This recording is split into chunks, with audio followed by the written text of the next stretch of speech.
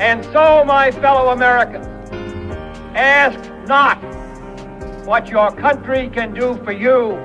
Ask what you can do for your country. And we shall overcome. Impromptu celebrations erupted outside the White House. The very word secrecy is repugnant in a free and open society. And we are, as a people, inherently and historically opposed to secret societies, to secret oaths, and to secret proceedings. For we are opposed around the world by a monolithic and ruthless conspiracy that relies primarily on covert means for expanding its sphere of influence.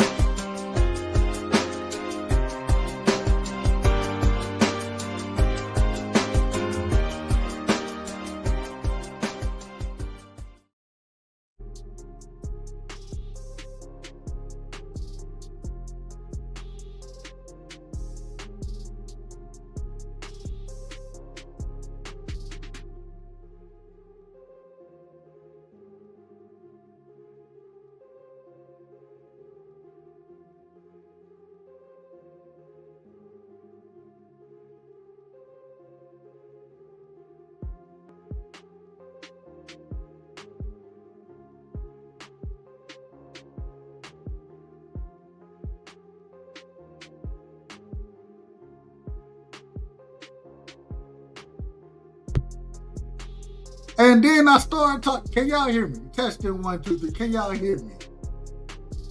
I need thumbs up in the chat. Can you hear the brother talk? Thumbs up if you can hear me, man. The Illuminati, excuse me, I don't want to say the Illuminati. Let me take that out.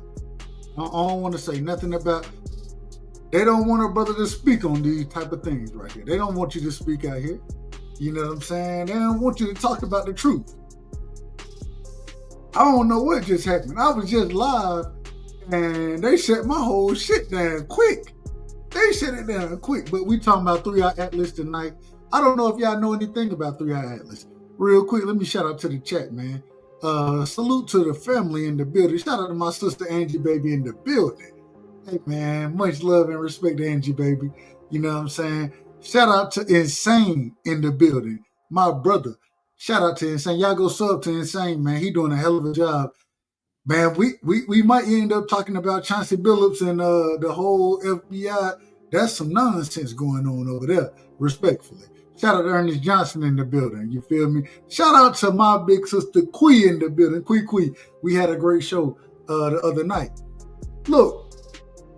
We got to talk about this 3-Eye Atlas situation. We got to talk about this situation. A lot of people don't know nothing about it. You understand what I'm saying? Shout out to my sister Shawa. Shawa had, hey, look, they kicked me off, sis. They kicked me off, and then I had to restart my computer. I had to do a lot of things just to go live. Y'all ain't never seen it happen like this. I ain't never seen it happen like this. But man, this 3-Eye Atlas thing that's going on right now is so interesting to me, right? I don't know who knows anything about it. I'm going to drop the link early because we get started late. But y'all know, we finna cook on this as far as 3-Eye Atlas goes, right?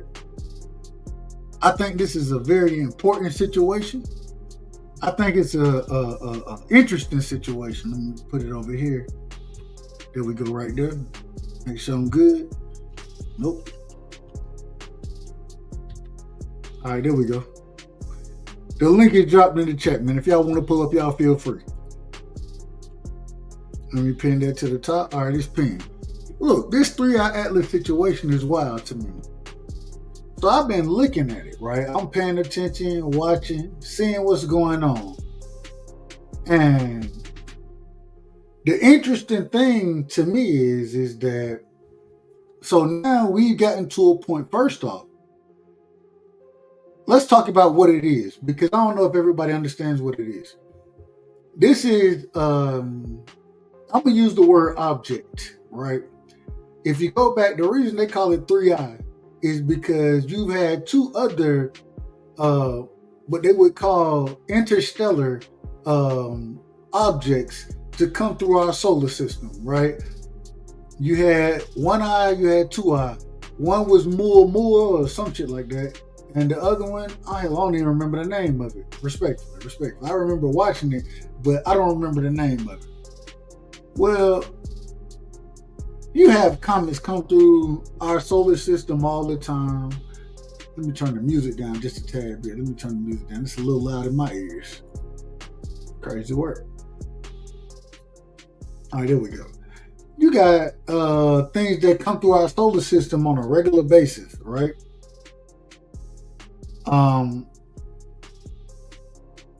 But what you don't have is these things coming through our solar system, and for them to be moving, first off at the rate of speed, and then being able to maintain or to adjust the course that they're on, adjusting, because what typically happens is that when a comet comes through, right, it may have some adjustments from the gravitational pull of the sun, right?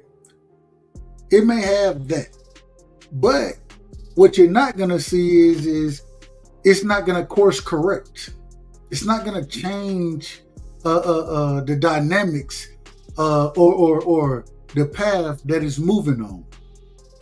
If the sun pulls it, then you have certain formulas, according to NASA, according to thermonucleuses and all these other people. You have certain things that, okay, we can expect this to happen. We can kind of predict what's going to happen when it gets to a certain rate as far as the sun goes, because the sun's going to do what the sun does, right? The gravitational pull of the sun, the same way the sun keeps planets in orbit, right? The Earth been in orbit for you tell me how long, because the gravitational pull of the sun. It keeps us in its orbit. Well, what we're seeing now, and we got to see what happened. But 3i Atlas comes into our solar system, right? Nobody knows where it comes from, according to these people. And I hit some of my friends up, individuals who live in that whole astrology world, and I don't really live in that world. That ain't got nothing to do with me. You know what I'm saying? Astrology ain't got nothing to do with me.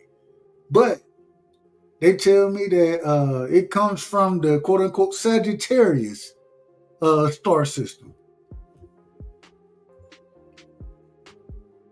I don't know nothing about it. I don't know nothing about the star.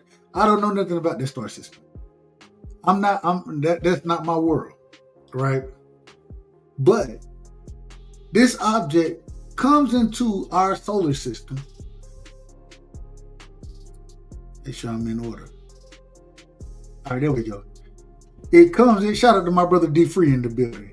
You know what I'm saying? But it comes into our solar system.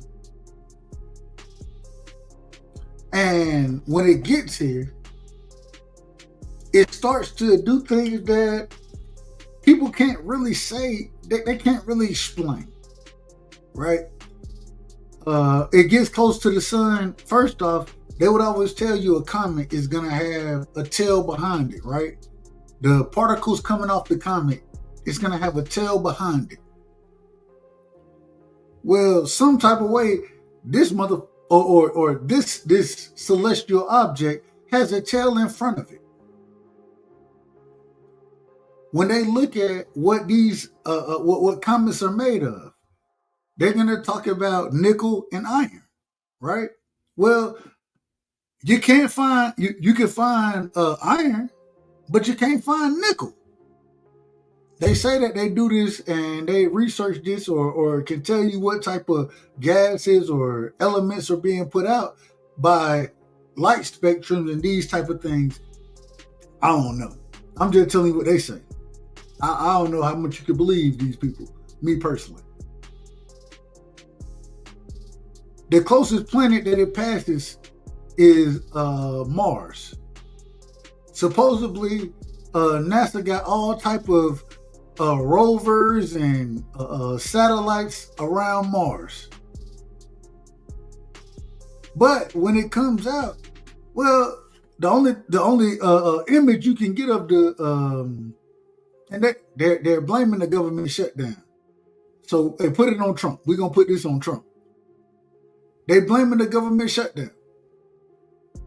We can't get video of this stuff because the government shut down. But the video that they do give us, some of the worst video you could ever see.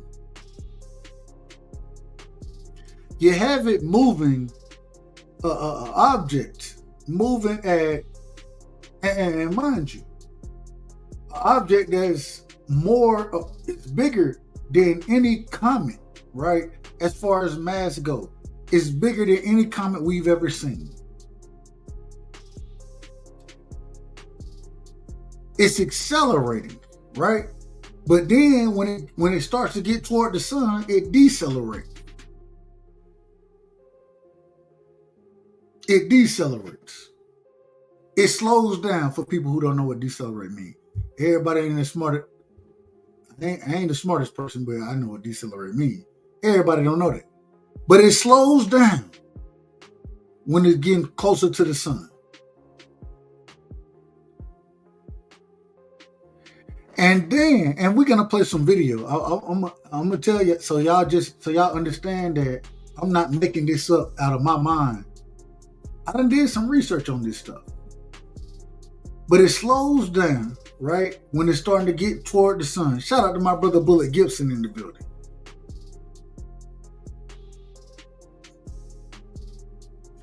We gotta read the comments. My sister said, how they call something that doesn't operate as a comet a comet? Exactly. It's not, that's what they want to say it is.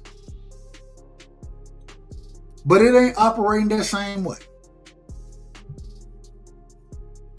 We're going to play some video.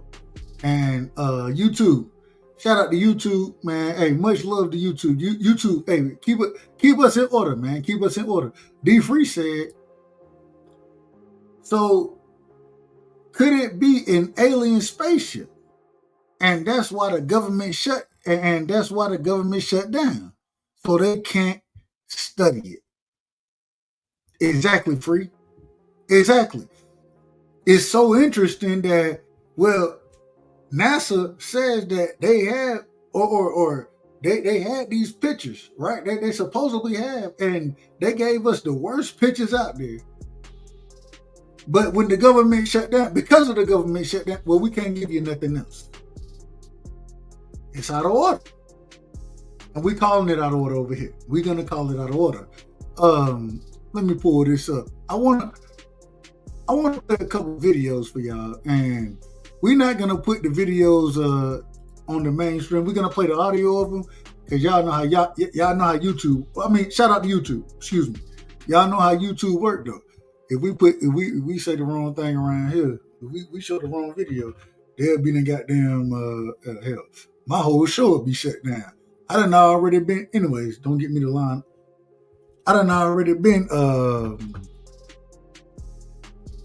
ain't gonna say what's the right word? I done been shut down anyway, so who cares? But let's go 3i Atlas right here. I want y'all to hear some of the videos that I've been listening to, some of the things I've heard. And I want y'all opinion on, well, and hey, shout out to the chat. Y'all, I just want y'all to listen to it. Let me turn the music down. Let's turn that off right there. Boom.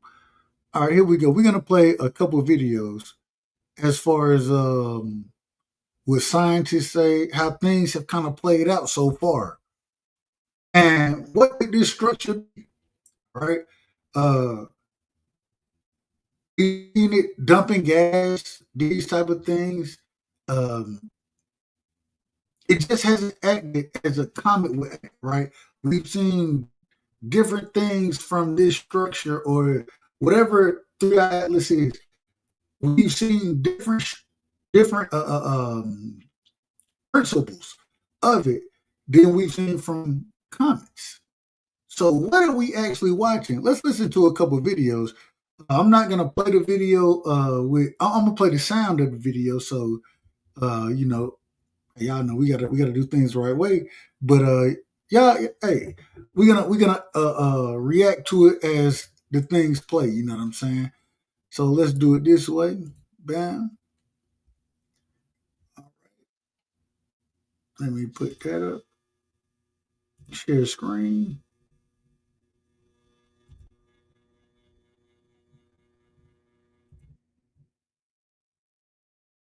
Make sure you can hear it. All right, we're good to go.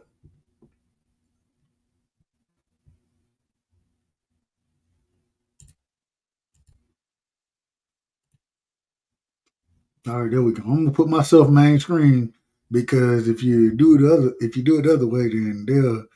All right, y'all tell me if y'all can hear this. Put thumbs up in the chat if you can hear what I'm playing right now. Y'all let me know. Night. On the screen, alerts would just pop up periodically. Dot moving here, a streak there. But on this night, one of those dots was different. Thumbs up if y'all can hear what's being played.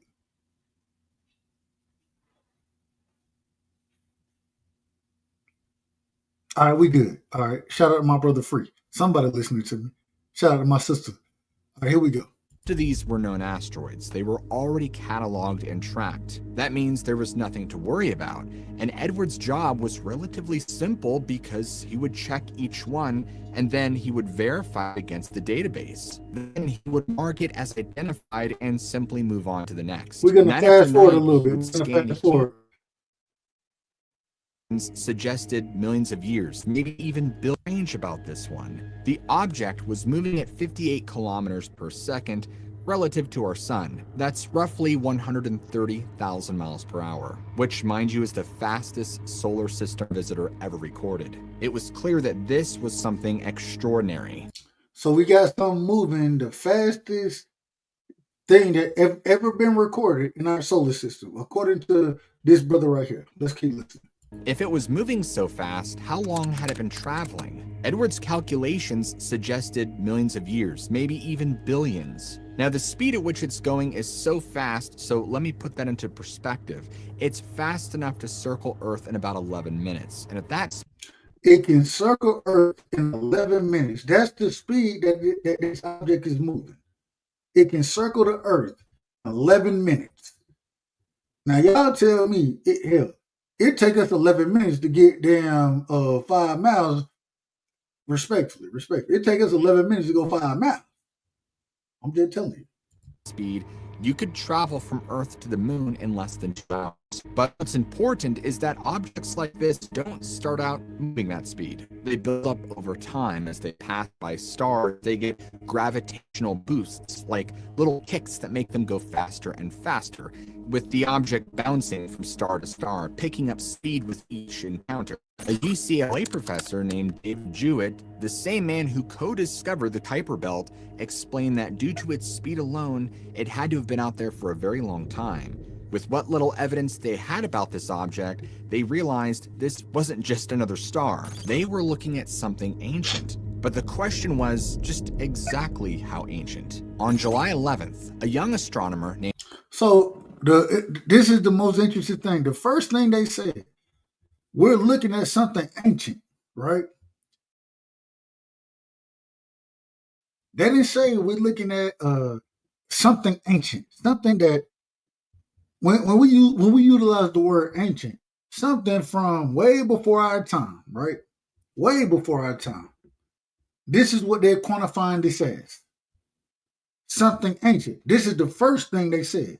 This is before they even. We're gonna get into what it may be and all that kind of stuff. But this is what it's something ancient. That's interesting to me. When we talk about ancient stuff, right? We would talk about historically speaking, we would talk about the Sumerians being an ancient civilization. We would talk about Mesopotamia, ancient civilization. We would talk about the Mayans, an ancient civilization. The Aztec, an ancient civilization. That's ancient to us. But just listen to what this brother is talking about as far as ancient goes. Here we go. Named Matthew Hopkins stood at the podium at the UK National Astronomy meeting. He had an answer that was about to stun everybody. The room was packed with fellow astronomers who were all very eager to know more about this bizarre cosmic visitor, and he was about to present his team's analysis of this visitor, which now officially had a name, 3I Atlas, the third interstellar object. Hopkins clicked to his first slide, which showed the trajectory. And when they say 3I Atlas, y'all go back and look up. Like I said, Moore, that was one, and then I believe the other one, I can't remember the name of the other one. I can't call the name of it. But this is the third what they would consider an interstellar object, right? That's coming through our solar system. Moore was one. Man, what was one eye? What was one eye? I'm gonna look it up. I'm gonna make sure we accurate about this. You know what I'm saying? Y'all know I ain't gonna lie to you. Let me make sure I find this the right way. I hope I didn't hit the wrong button. Did I hit the wrong button? I hit the wrong button on that damn shit. But we're gonna find it anyways. One eye.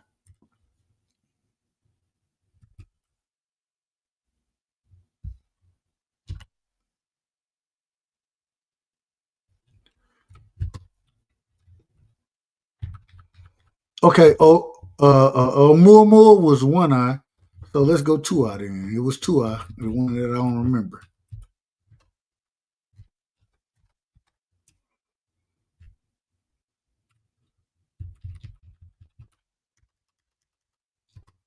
Borisov, two eye Borisov. Y'all go look up one eye Moore and two eye Borisov. Those were the two that came before 3I Atlas came. Y'all go look that up. You know what I'm saying? If you really want to, dive into this stuff. Everybody ain't gonna dive into it. Open no to problem. The cold Chilean night. Right, on the screen, alerts would just pop up periodically. Dot moving here, a streak there. But on this night, one of those dots was different. Most of these were known asteroids. They were already cataloged and tracked. That means there was nothing to worry about. And Edward's job was relatively simple. The thick disk is much older. It's said to be populated by ancient stars that formed when the galaxy was young. Hopkins clicked to the next slide and presented a number to his audience that was sure to change everything. 10 billion years.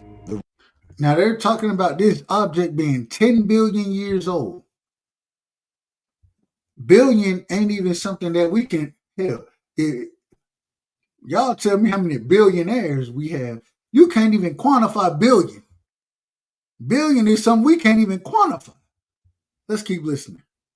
The room was stunned, with Hopkins going on to explain that based on the object's trajectory, velocity, and its apparent origin in the thick disk, they estimated it to be about 10 billion years old, maybe older than that, which would make this object possibly the oldest comet ever observed in our entire history. And even then, when they're talking about this, they're still describing this as a comet. Right? Now, we know it can't be a comet because the thing about comets are comets, they can't change, they don't change direction, right? They kind of follow a similar path. You can predict comets' path. Well, when we get into this object that we're talking about, it has changed paths recently. Recently, it's changing paths, right? Is giving out gases that nobody and I'm gonna let the people keep talking. You know what I'm saying? I don't want to get too far into it. I want to keep this going. Let's keep this going. Shout out to my brother Prize in the building, Ernest Johnson in the building. Free said, let me read y'all comments respectfully.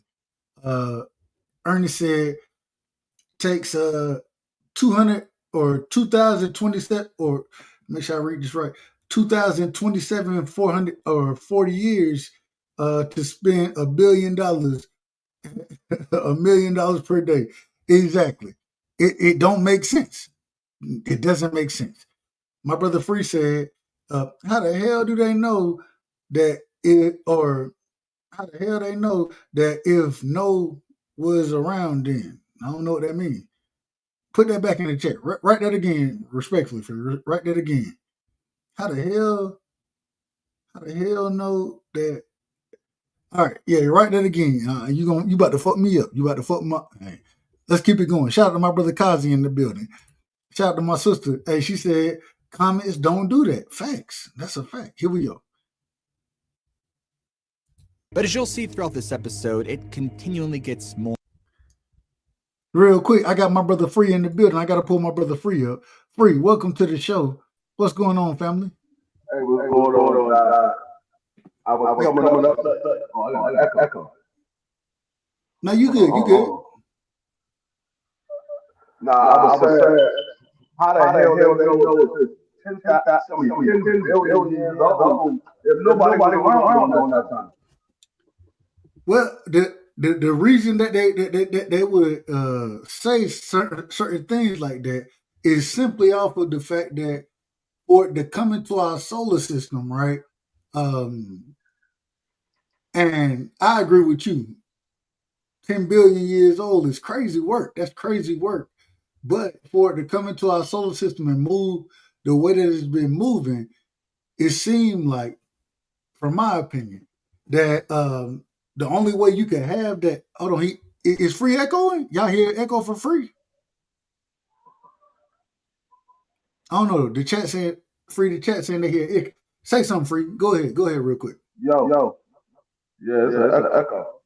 I don't hear echo. I don't. It might be your use that's playing. Because I'm on my phone. Okay, I don't know. Do y'all hear echo from me? I don't hear echo. They don't have echo from you. I don't know. I don't hear echo. Let me see. Let me try this, Free. Give me a second. They saying it's terrible. God damn. Hold on. Give me a second, Free. Let's try this. All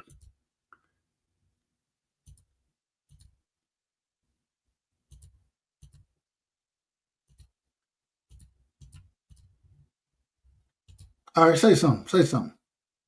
Yo. Yes, it is. It don't matter. I was just going to say that because I put it in that wrong.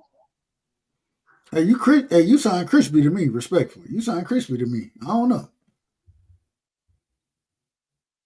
But all I'm saying is when it comes to them putting a time frame on it, I don't think they can really put a time frame on it. Them saying billions of years. I mean, it's hard to say what if you don't even know where this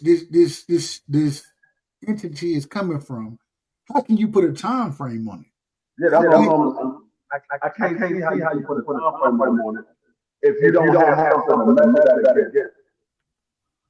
It could have been something that exploded outside of our solar system, and that's why we move so fast because the power from the explosion.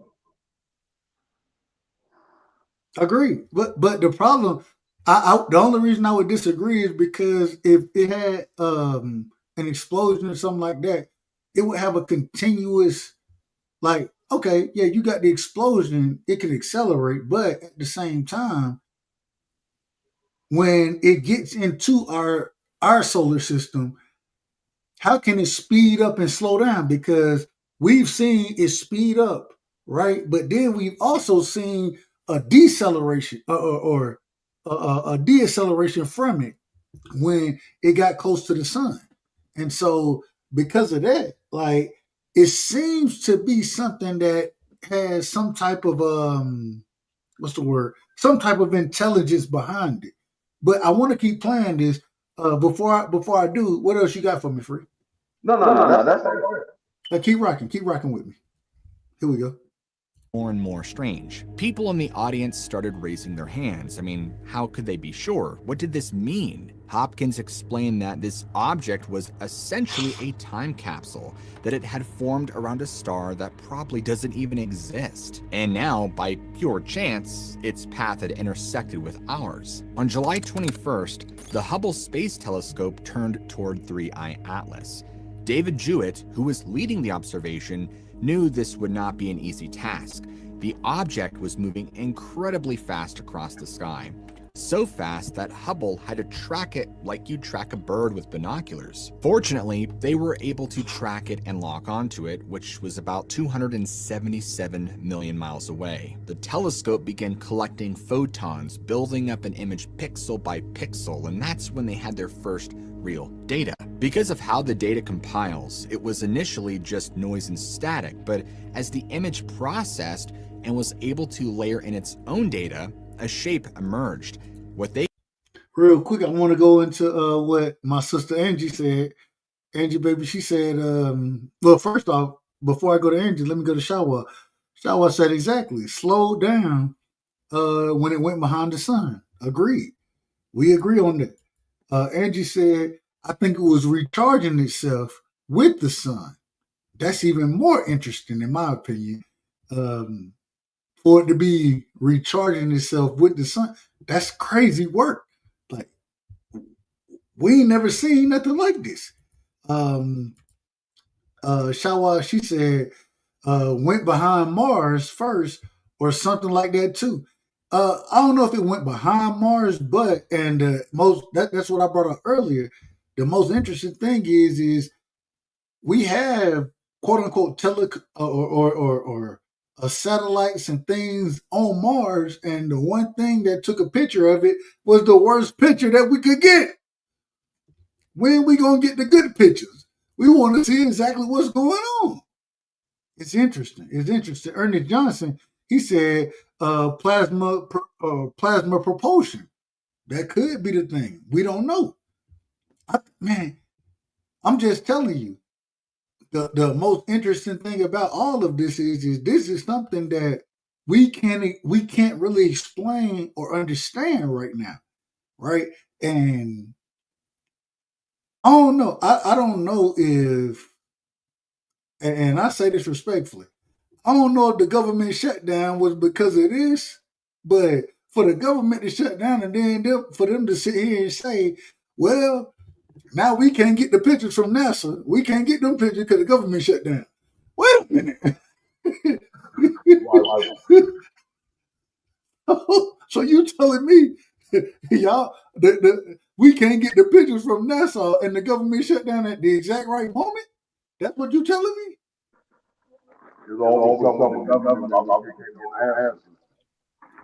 It's ridiculous. It's some of the most it's some bullshit. It's some bull. Oh, hold on. We gotta get a government. We gotta get a government to drop.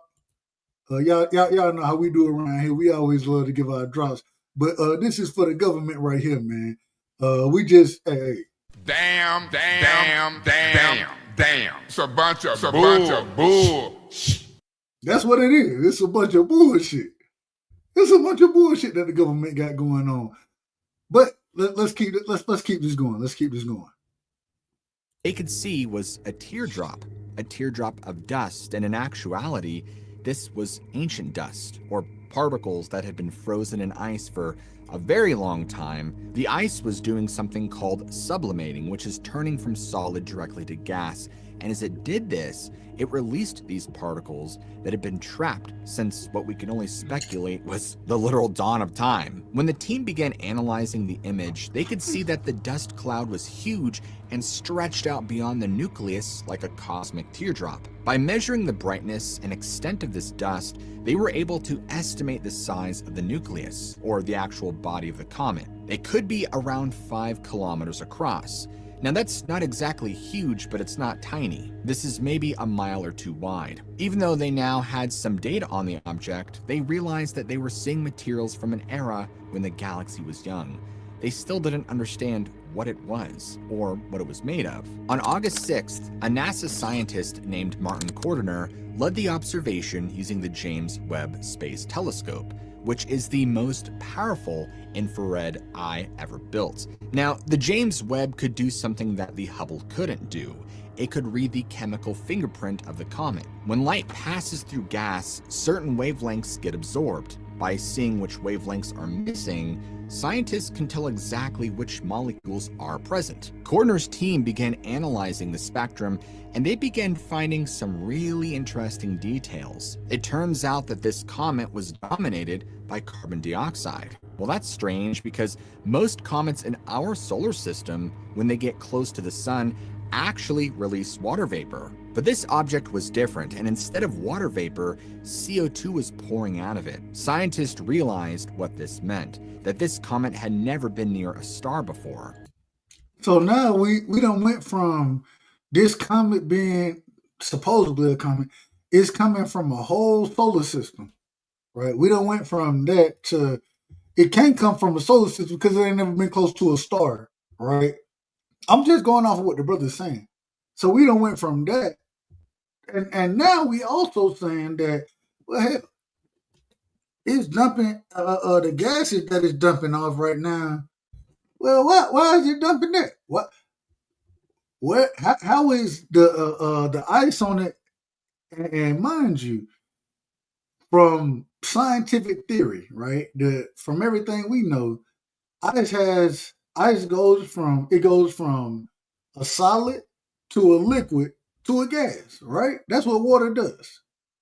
Correct me if I'm wrong about that.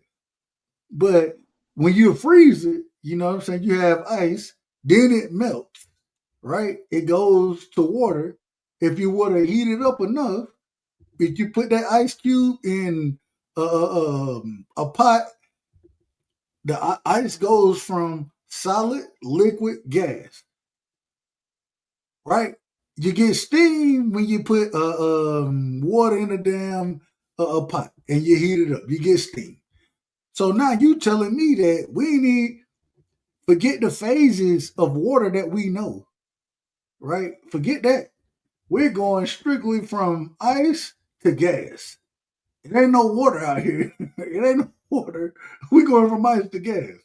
Right. It goes against everything we know as far as what we've learned and what our eyes have showed us as humans go. It goes against everything that we know. What you think, Free? Somebody lying. Somebody lying. In our solar system, comets that repeatedly approach the sun lose their CO2 first. It sublimates at colder temps than water. So our comets are water rich because they've been baked by our sun over so many years. Buckle up, folks, because things were about to get very strange. In early September, astronomers tracking this object started noticing something that didn't make sense. The comet was pouring out massive amounts of gas. I mean, they could clearly see it through their telescopes, but the object wasn't moving the way it should. When comets release gas, it's like a rocket engine. The gas shoots out one direction, the comet gets pushed in the other. It's basic physics. The James Webb Telescope had already confirmed that the 3I Atlas was releasing enormous amounts of carbon dioxide, 8 times more CO2 than water vapor, which was one of the highest ratios ever recorded in any comet. But when astronomers checked the trajectory data, this object hadn't moved, not even a millimeter off its predicted path. Every single comet scientists had ever studied showed this acceleration when it outgassed, except this one. So now, and hey, Ernest Johnson, shout out to my brother Ernest, shout out to my brother or my sister Shawa. Ernest said, if you believe in the firmament, or let me make sure I read this the right way. If you believe the firmament is made of water, well, a lot of people don't know what the firmament is. Respectfully, I say that respectfully. I know what it is, and we can have that conversation. I ain't got no problem having that conversation. I ain't got no problem. Pull up. My sister Shawa, she said, our atmosphere is most definitely made of water. I think the firmament is glass holding back water. Ultimately, could be water. Look up sky glass. All I'm trying to tell you is I don't know. I would. I think that conversation, the firmament conversation, I think that goes into a whole nother part of, and if y'all want to have it, we can have it. I done had it multiple times with many people, but I don't. the whole firmament. So now I gotta ask the question. Let me ask you. If we're gonna have the firmament conversation, the first question I gotta ask is, do we live on a flat Earth? Right? I gotta ask that question. D free. No. We live on a flat Earth? No. You don't believe that? If we did, why nobody follow?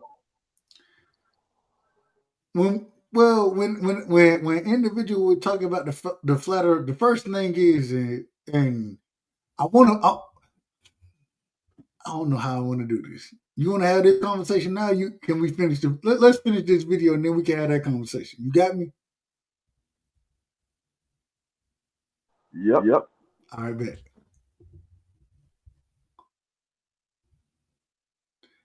Hey, pull up. Hey, come on. Hey, all right now. All right. This object was so massive that rocket force outgassing couldn't budge it, which would make it impossibly dense, or it had some kind of station-keeping thrusters to maintain its course. Some people try to explain it by suggesting 3I Atlas might have a mass of over 33 billion metric tons. But even at the largest size estimates, that would give it the density of metal, and comets are not supposed to be iron cannonballs. An Israeli-American physicist by the name of Avi Loeb researched. Ho, I got my brother in the building. Mex, what's going on, family? How you feeling? Oh shit, my nigga done canned up. Hey, we out here, man. We rocking, man. What you got for me, Mex? Oh man, I literally just got off work. I seen conspiracy theories, so I tapped in. Man, we talking about the first off. I don't know if you heard about. Have you heard about 3I Atlas? Have you heard about that? Heard of who? 3I Atlas. 3I Atlas. No. So 3I Atlas is they thought it was a comet, and that's what we're listening to right now. They thought it was a comet at first, but it's moving in many different. It's moving nothing like a comet would move, right? Course correcting, and this is why we listen to what we listen to right now. But it's something that's out there moving that you really can't explain scientifically. You can't explain exactly how it's moving, and yeah, it is what it is. He said, shout out to my sister. She said, he's loud and echoing. Who I don't know, free or yeah, it's echoing. Like I can hear myself right now. Damn, it might be me then. It might be my shit then. All right, let me get the video, and then after the video done, then hell, we ain't gonna play the whole thing, but it's probably because that fucking beanie too loud. Hey man, shout out to the Cowboys, man. Shout out to the Cowboys. You know what I'm saying? We're gonna finish this, and then I want to have a conversation with y'all. Here we go.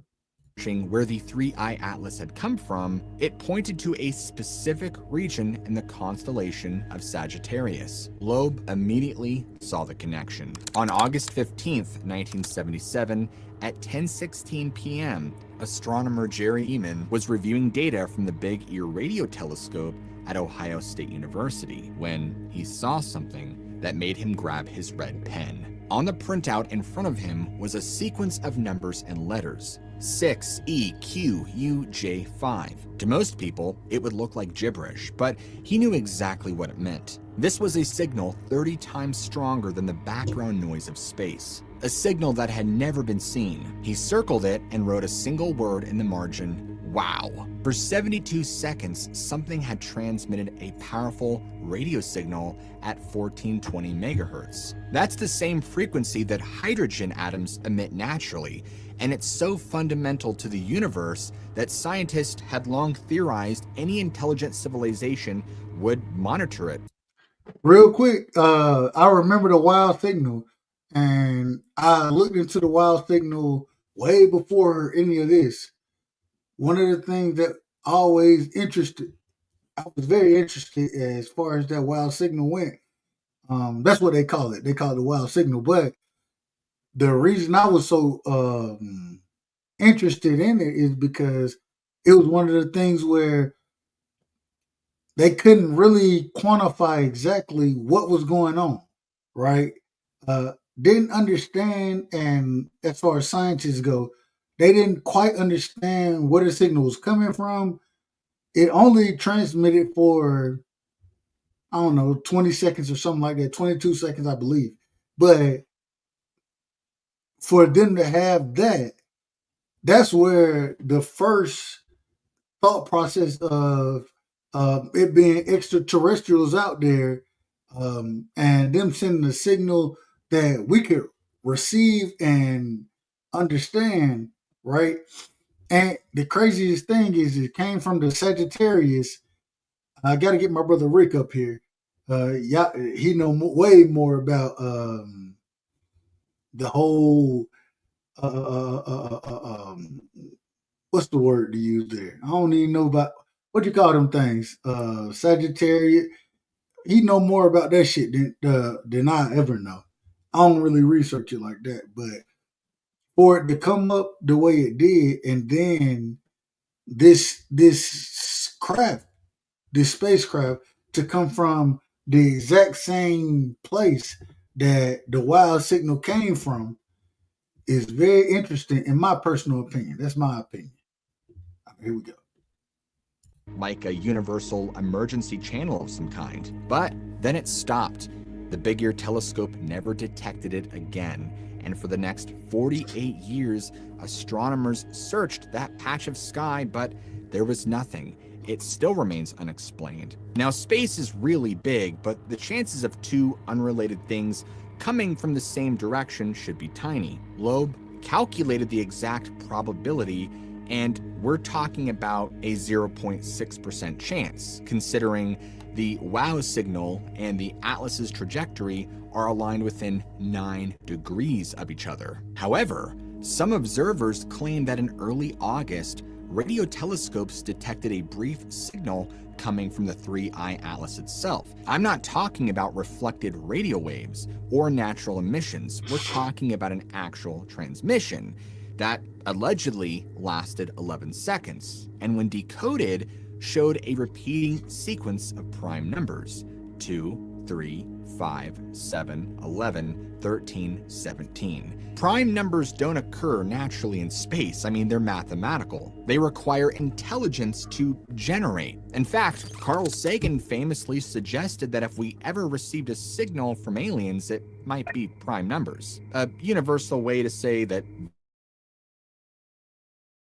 this is intentional. Of course, NASA has not confirmed this detection. In fact, they've been remarkably quiet about any radio observations of the 3I Atlas. But multiple amateur radio astronomers claim that they have detected these unusual signals in the object's vicinity. Christina Gomez, who covers space anomalies, reported that some observers were seeing structured sound coming from the object, or patterns that repeated every 22 minutes. Avi Loeb suspects that it's possible that whatever this is, it's not a comet, but is artificial. And he has tasked his entire research team at the Galileo Project, which is Harvard's scientific search for extraterrestrial technology, to monitor the sky around it. But folks, we're not talking about just watching the object, but to... We got my brother in the building, man. Piro. What up? What up, family? How you feeling? I'm feeling good. How about yourself, brother? Man, you already know I'm on one. Like always, bro. You gotta share, bro. I like being on with you, bro. Hey, what you got for me on this 3I Atlas shit, man? What you got on it? None much other than voice of reason. Like always, bro. We can wait till after the video. BVO. Shout out to my brother BVO, man. Y'all make sure y'all go sub to my brother BVO. BVO, what's up? How you feeling, my brother? Good, man. That echo? No, you good. Now we're echoing. Everybody on the panel is echoing. I don't know why. Is everybody echoing but me? Yes, sir. Yes, sir. Hey, that might be on me. It might be on me. That's on me, baby. That's on. hey, I'm on. Hey, but real quick, BBL, I wanna keep playing this real quick, and I want a reaction to all of this shit, man, because this shit is insane to me. It's crazy that. Well, before I real quick, I'm gonna ask you what you got on 3 Eye Atlas. Some of that. Some of the what is it? The media that's supposed to come. Say it again. Is that the one with the media that's supposed to come? Well, I don't know. They say it's a comment. That's what they say, but it ain't behaving like a comment. So I don't know what the fuck it is. Hey, so hopefully like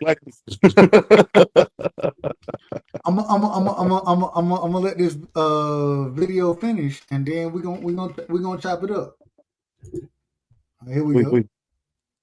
Look for unusual activity. I mean, he even explained to Newsmax that if this is an alien probe, it would release some mini probes that will visit the planet. Now, keep in mind that is coming from a Harvard professor, the former. A Harvard professor sit here and tell us that, and hold on, let me put myself back. Let me make sure I'm in order. A Harvard professor sit here and tell us that if this is truly an extraterrestrial being or whatever it is, it's gonna send out probes, right? According to what this brother is saying, I'm not saying it, he's saying it. It's sending out probes to come to our planet, right? The most interesting thing about it, and we got to see what happens after it comes around, because at this current moment in time, they can't even watch that. They can't watch it simply because it's behind the sun, right? But they're saying that, well, hell, if it's truly a probe the way we think it is, then it's gonna come around, and then it's gonna send out probes to all these other planets. You can't the Hubble, you name the telescope, you name them. Who knows what it did to Mars? Who knows? And we watched previously, it came very close to Mars. That was the closest time that it's been to any planet in our Mars. It'll be close to Jupiter, but Mars has been the closest planet that it came toward. Excuse me. Do y'all think that this has any type of intelligence behind it? And when intelligence, does it have something where we can't quantify it? It may be alive. It may be a being. Not, I don't know the right word, the right terminology to use for it, but something that's active. You know what I'm saying? What are y'all thoughts on that? I mean everything that is produced is quantifiable. Some of the stuff that can't be explained. Like it's good to have an open mind, but any theory is plausible. But at the end of the day, any theory that wants to be proven needs like major evidence. But right now, like I can't say it's not intelligence behind it or alien behind it. But I wouldn't rule it out. But I mean, very remote, in my opinion. BBL, Do you hear me? you crispy. Okay. Yeah. I think it's gotta have some to it. Yeah, it's gotta have some to it. Especially because the move around in space, so many different factors that can slow you down or speed you up. So something can't just not float with no intelligence. I ain't mad at it. Shaw said, she said, "Doug, the echoing is awful."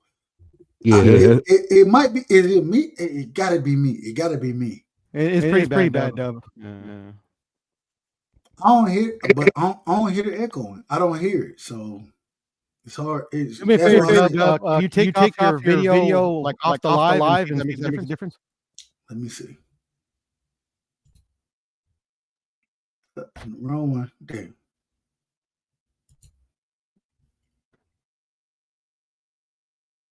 Testing 1, 2, 3. Yeah, it's Test. gone. Yeah, it's gone. All right. So I'm gonna do it. Well, the problem is let's see what happened. Only reason I say that is because I got this on background. I'm gonna let's do it that way. Do y'all still hear echo? Do y'all hear echoing now? Testing. Yes, yes, back. So the echoing has to be me playing this video in the background. It got to be that. Yeah. So what I'll do is when I come to y'all, I'll pull it down, and I'm gonna let that rock. And when I get off of that, then I'll bring it down, and I think that will kill the echoing about the shit. Real quick, mute That video up. Say it again. Leave the video up. I'll mute myself. Testing. Now, keep talking. I'll mute myself. Keep talking. Okay, now I hear an echo. But if you mute yourself, does it go away? Does it go away? Evil Empire. DJ Screen. Yes. Just throwing some tests out there. You call it, brother. Well, I don't hear it. I didn't hear the echo with y'all saying anything there. Did y'all hear echo? Yeah. Yes, sir. DJ. All right. The echo comes from the background. So, what I'll do is let me try this right here. I want to say this. Let me see. Testing 1, 2, 3. Y'all got an echo? Echo one. You hear the echo? No echo no echo right Nope. now. Can't do the DJ Screen Evil Empire no more. So the echo comes from the video. It comes from the video. Okay, that's weird, huh? Must be like a new StreamYard thing or something, huh? Man, you know, StreamYard, they're trying to hell. You should have seen some of the shit that happened earlier. Respect. Hey, shout out to StreamYard. We don't want no smoke. We don't want no smoke. Yeah, but I think like you were saying, Dub, like play the video and you want our input, just bring it down and we'll. That's what I'm gonna do. So I'll play the video and then I'll come back to y'all. Respectfully. Cool. I bet. All right, here we go. We're gonna, and what we got? We got about 13 minutes left in this video. So all right, here we go.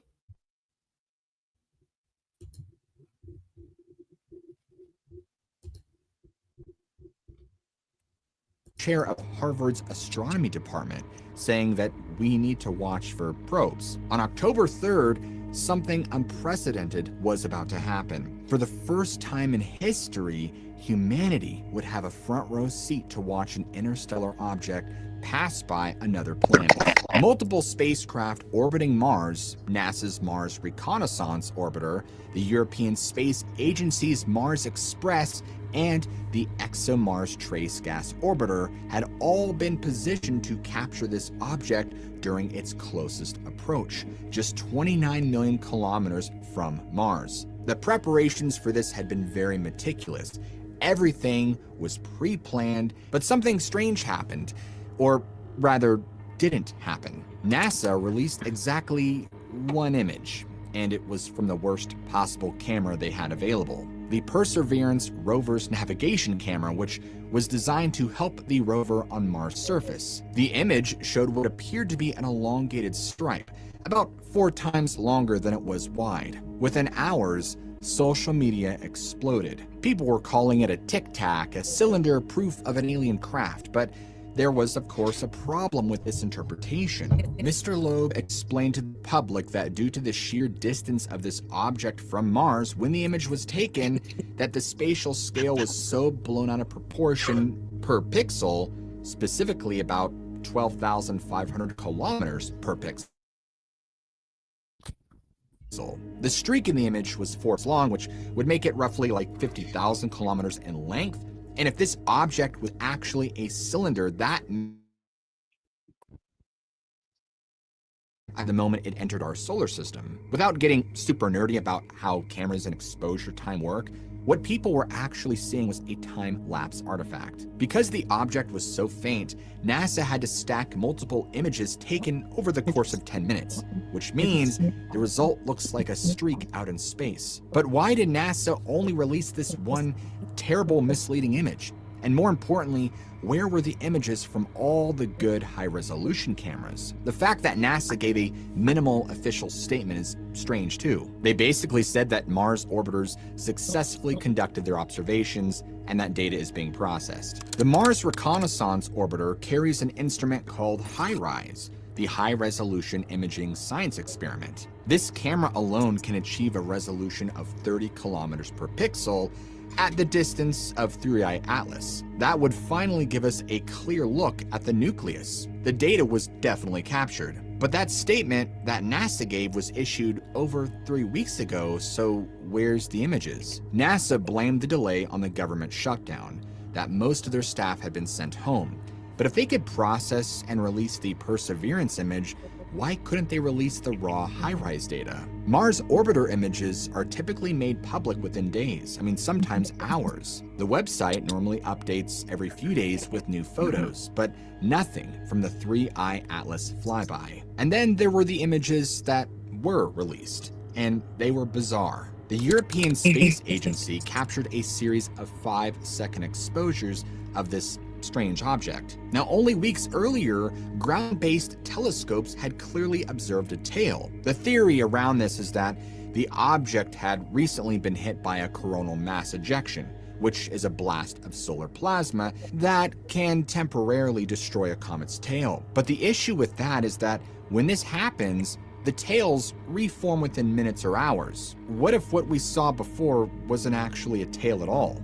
Around the beginning of September, an amateur astronomer named Michael Yeager was photographing the sky over Namibia when he captured something strange about the object. 3I Atlas was glowing green. It was a vivid, unmistakable green that lit up the images. Immediately, he shared the photos with his colleague, Gerald Raymond, and within hours, other amateur astronomers around the world were confirming the same thing, that the comet was green. But only weeks before, the Very Large Telescope in Chile had determined that it was carbon chain depleted, which means it has almost no dicarbon, the molecule that makes comets glow green when hit by sunlight. This object is one of the most carbon-depleted comets ever recorded. Stephen Burns, who is an amateur astronomer, analyzed images from NASA's Perseverance rover, and he posted a time-lapse animation online. Other astronomers immediately started picking it apart frame by frame. Then people could see things that nobody had noticed before,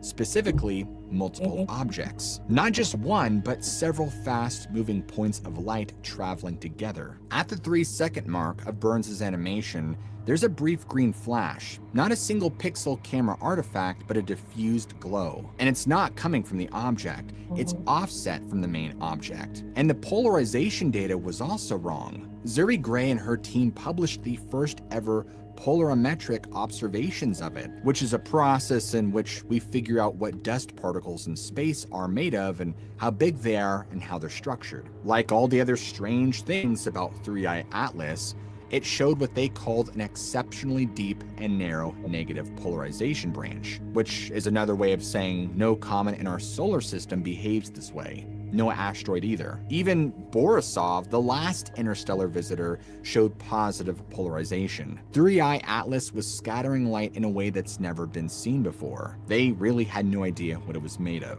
Come October 30th of this year, something's going to happen that has astronomers genuinely worried. For approximately 3 weeks, we're going to lose sight of it completely. As 3I Atlas swings around the sun at perihelion, its closest approach, it's going to pass from behind the sun from Earth's perspective. Every ground-based telescope on our planet will be blind. The sun's glare will completely wash out any possibility of observation. Normally, this wouldn't be a huge concern because comets pass behind the sun all the time. We lose sight of them, they come back out the other side, and we continue tracking them. But 3I Atlas is not a normal comet.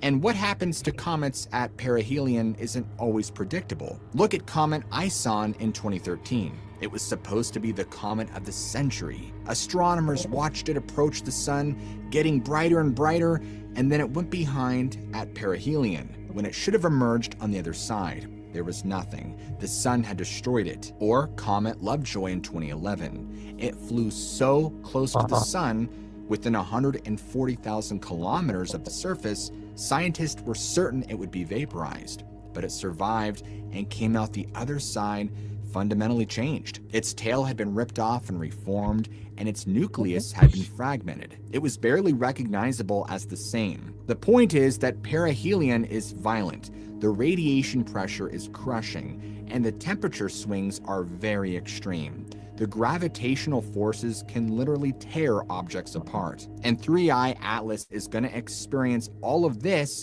while we can't watch. But some scientists think it might not just survive it, it might activate it.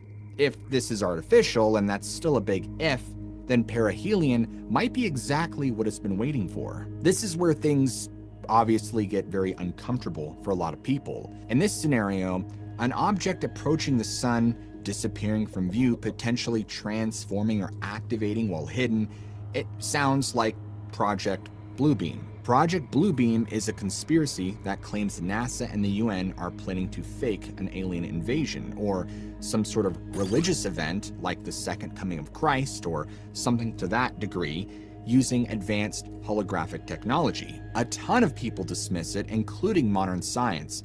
But the timing alone is making people second guess. I mean, it's really making a lot of us anxious. You have this strange object with all of these anomalous properties and, growing media attention about a possible artificial origin, and a period where we lose sight of it completely. And when it reemerges in December, I mean, who knows what we'll see? Supposedly, the European Space Agency's JUICE spacecraft is supposed to observe the 3I Atlas in late November, right after the perihelion, but that data won't even be available until February of next year, or 2026. Or as a lot of people like to say, 3 months to decide what we're allowed to see. After all the detailed analysis, at this point, the question isn't whether it will emerge in December, the question is, what will emerge? Now, at the time of recording this, right, the supposed date is December 1st, but if you're watching this in the future, I'm sure that will be updated and changed. I need you to understand that this is potentially the most monitored celestial event in human history. And there's a reason for that. December of this year, 2025, would be the perfect time for what researchers call a controlled revelation. The object has been in the news for months. The public has been slowly prepared for the possibility that it might be artificial, and scientists have already introduced the idea of alien probes. I mean, if the government wanted to disclose the existence of extraterrestrial technology, this would be the ideal opportunity. I don't want to get too far into that. We got my brother in the building, man. Cash Crypto is in the building. Salute to my brother Cash. Cash, what's going on, fam? What's good, bro? Hey, we've been talking about this for a minute. This whole 3i shit, man. Give me a breakdown. Give me a scenario. How do you see this whole situation playing out? Give me your thought process on it. I told you, bro. And why am I?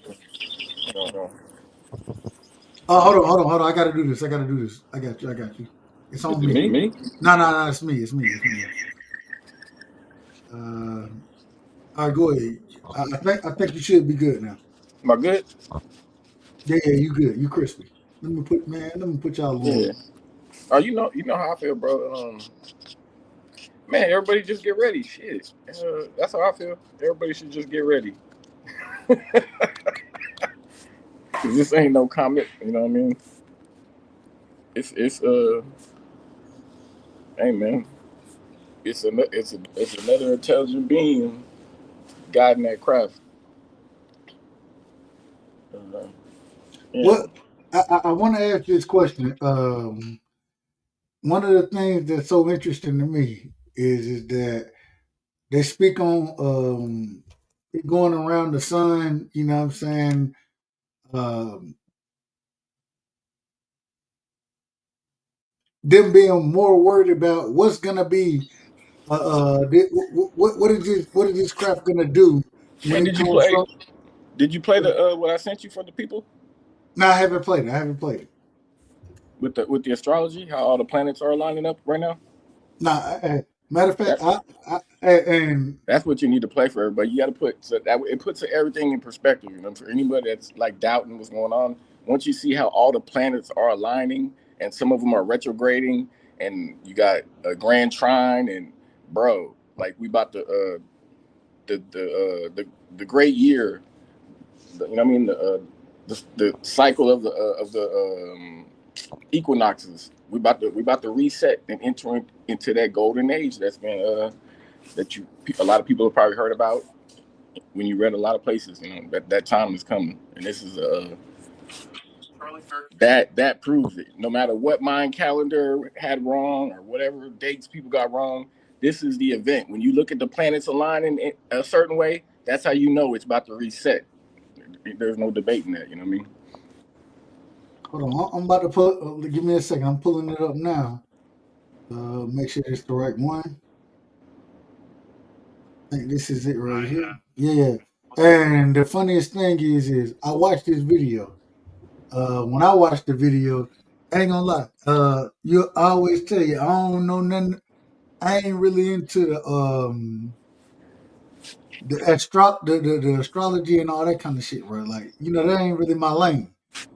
The Uh, first thing I noticed when I watched the video is that all the lines, all those little red and blue lines that are forming them little triangles in the middle of his circle, that's all of his proof of work. Any man, how when you're in math class and your teacher says, "Where's your proof?" You gotta show how you got there. You know what I mean?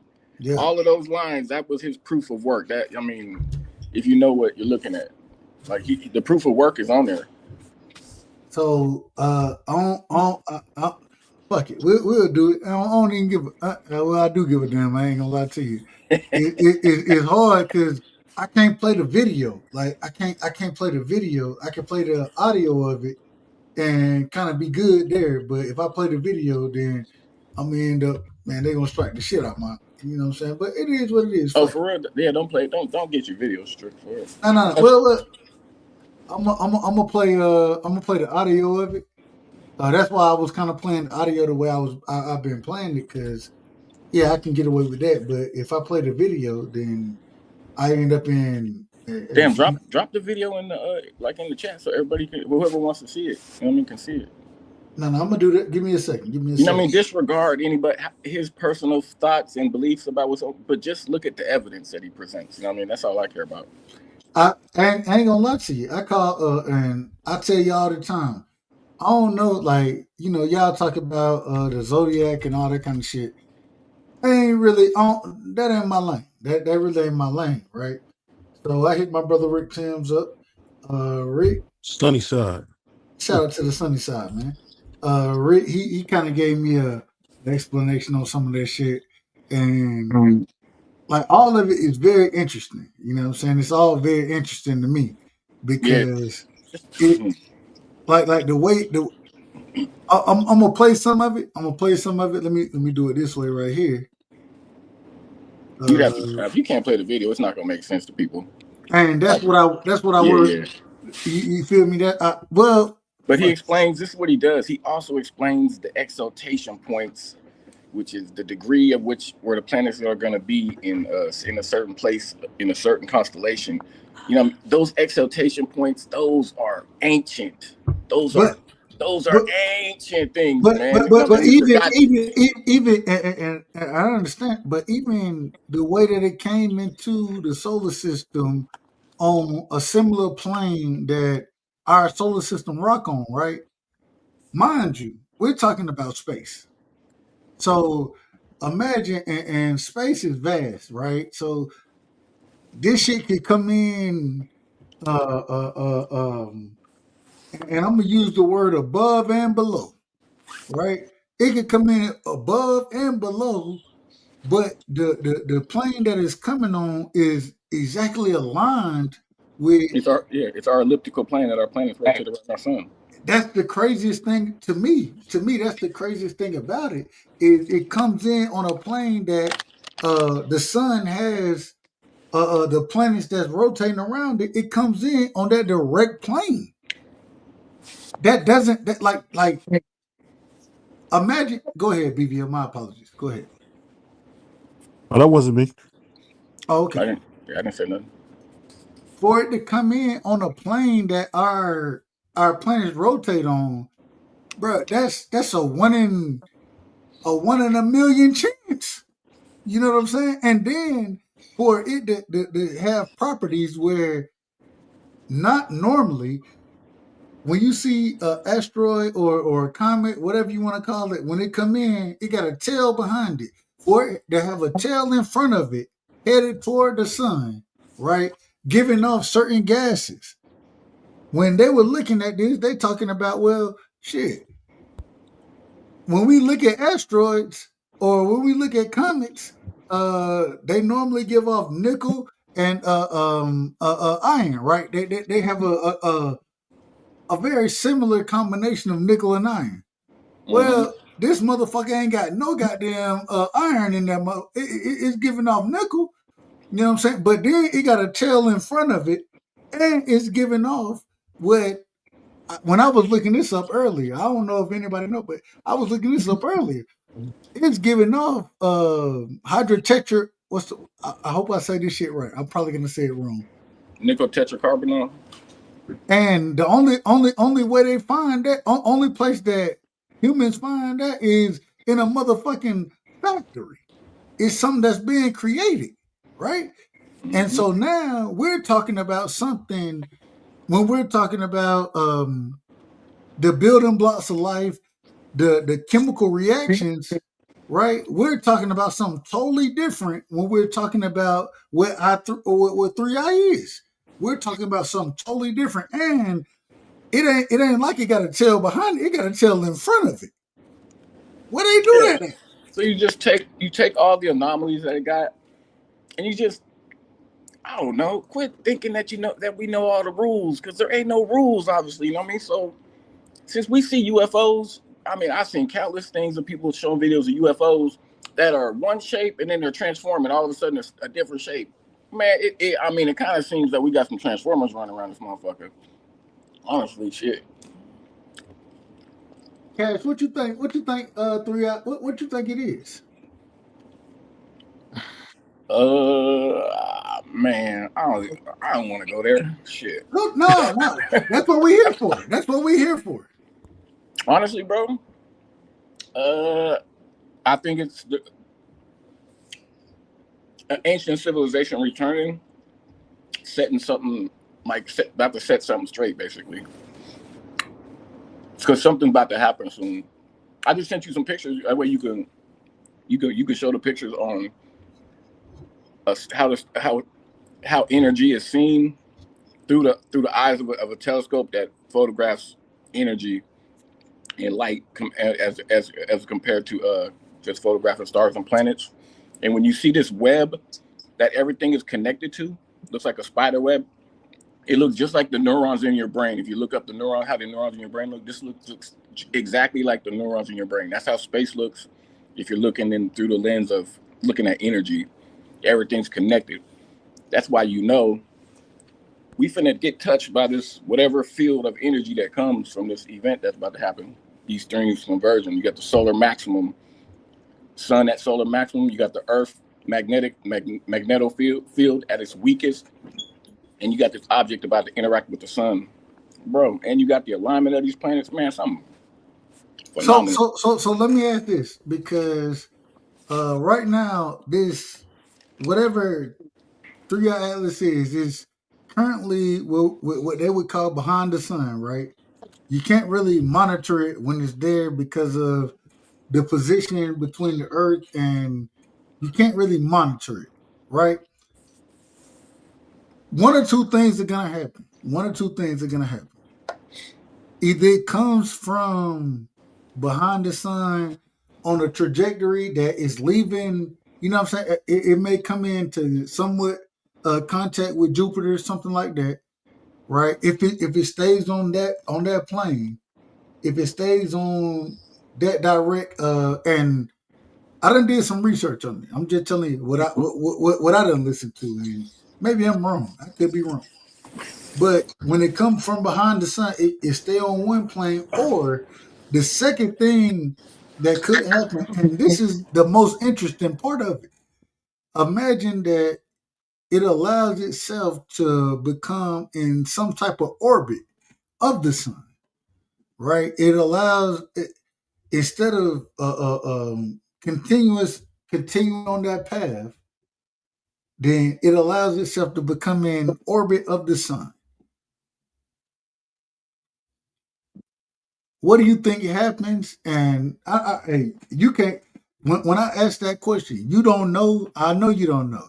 I'm asking strictly from me being interested in your opinion. What do you think happens? Yeah, I don't really. I'm not worried about what happens. I'm gonna say this though. Everybody, if you haven't already, the government's going to use this, you guys, as the next crisis event. Even though it might not even be nothing to worry about, could be, might not be, whether it is or not, they're going to use this space thing as a crisis event. So if you haven't already, start looking for some stocks in companies that have space defense and AI space defense, quantum computing the space defense combination. These are the stocks that are going to blow up, you guys. Like, They preparing right now. They're preparing. NASA is secretly preparing for a contact on the low, on the sneak. If you follow as many people as I do, you know what I mean? That's what's going on. BVO, what you think happened with what we're seeing right now as far as this? What you think happened? One thing I've been reading about is different countries blowing up, trying out nuclear bombs, and I remember they said this happened in the 50s, like during Hiroshima and all that, where whenever we blowing up those nuclear bombs, whether they hit something or not, I think that kind of wakes something out in the universe that makes it say, "What are y'all niggas doing?" I don't know what it is, but you notice that whenever we start to have like nuclear, I've heard that a lot. I've heard. Go yeah. ahead. No, and then they just built a huge nuclear plant in China. They're talking about the biggest nuclear plant in the history of Earth. That's got to do something. That's got to wake something up. Because that's kind of how God works. When you think about whenever something happens, because God got everything so rigged. You can look at the Tower of Babel for proof of that. Where whatever's going to happen, man, it's going to be something good, and I think it's going to be great. I mean, because it's more to this space thing that we know, because they always hide things from us. Like anything that you see on TV, they used to have this book I read some years ago called Behold the Pale Horse.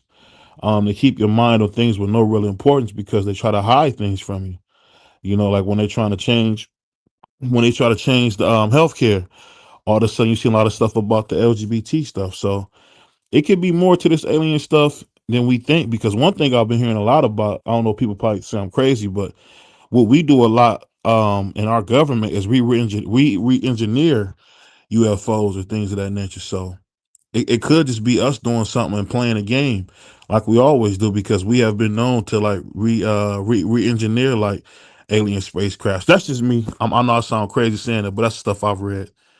So I think that's what's going on. No, you don't sound crazy at all. It seems very. Your perspective is coming from an individual that read some shit. You know what I'm saying? Everybody don't read respect, and no disrespect to anybody. No disrespect. Everybody don't read. You know what I'm saying? And it comes from, in my opinion, a very educated perspective. I agree a lot with what you're saying. The interesting thing that you said to me is that when and if you listen and talk to a lot of these individuals. I listen to a lot of podcasts, you know what I'm saying? Mm-hmm. Listen to a lot of individuals, and they always speak on, well, shit, when we get out of order, that's when we start having these quote unquote visits, right? Mm-hmm. Can't really quantify the visit. Can't really quantify it. But when you get out of order, and even when you out of order at that time, wherever you're holding, when these people are holding their nuclear weapons and those type of things, yeah, you start to see individual or extraterrestrials, UFOs, whatever you want to call them. They start to come in and monitor those sites. You know what I'm saying? I've heard, just being honest about it. Read a lot about that. Heard a lot about that. You know what I mean? So I don't think you out of order at all. I think that even, and shout out to my brother. I got my brother in the building, man. Hold on, man. I gotta make sure I do things the right way, man. Y'all know sometimes I get out of order, right? But I gotta do things the right way. And I think this is the first time this is gonna ever happen. I think this is the first time it's happening. I got my brother in the building, straight from the sunny side. Hold on, Rick. Before you, Rick Timms. Yes, The real, sir. hey, Hey, I can see it. hey, the real peace sign, man. The real real peace sign. Absolutely. Hey. Boy, I love that, man. Hey, shout out to Katy, Texas, Hey, man. it's Shout out to always Katy, a good. Texas. Anytime I get shout out to my brother from the sunny side, man.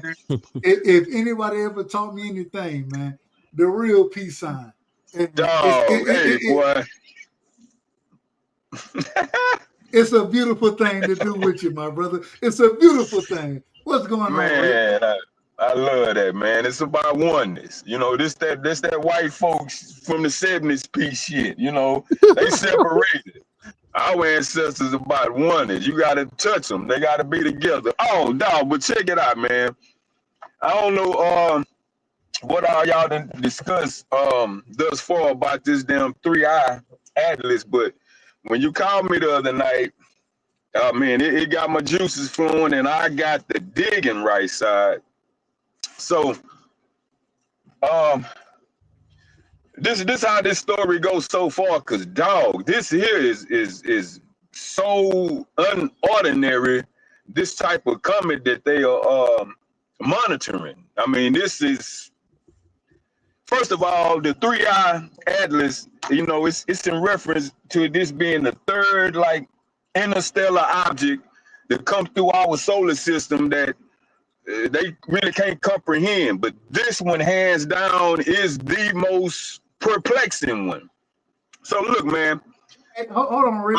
I gotta tell you this. Okay. You know why I call niggas like you? Thing where I tell, hey, I want niggas that's gonna do the research and come in and bring some information. Go ahead, my brother. Dog, man, this shit here is this dude. This is some uncharted territory right now. That's what we're dealing with. That's what we're dealing with.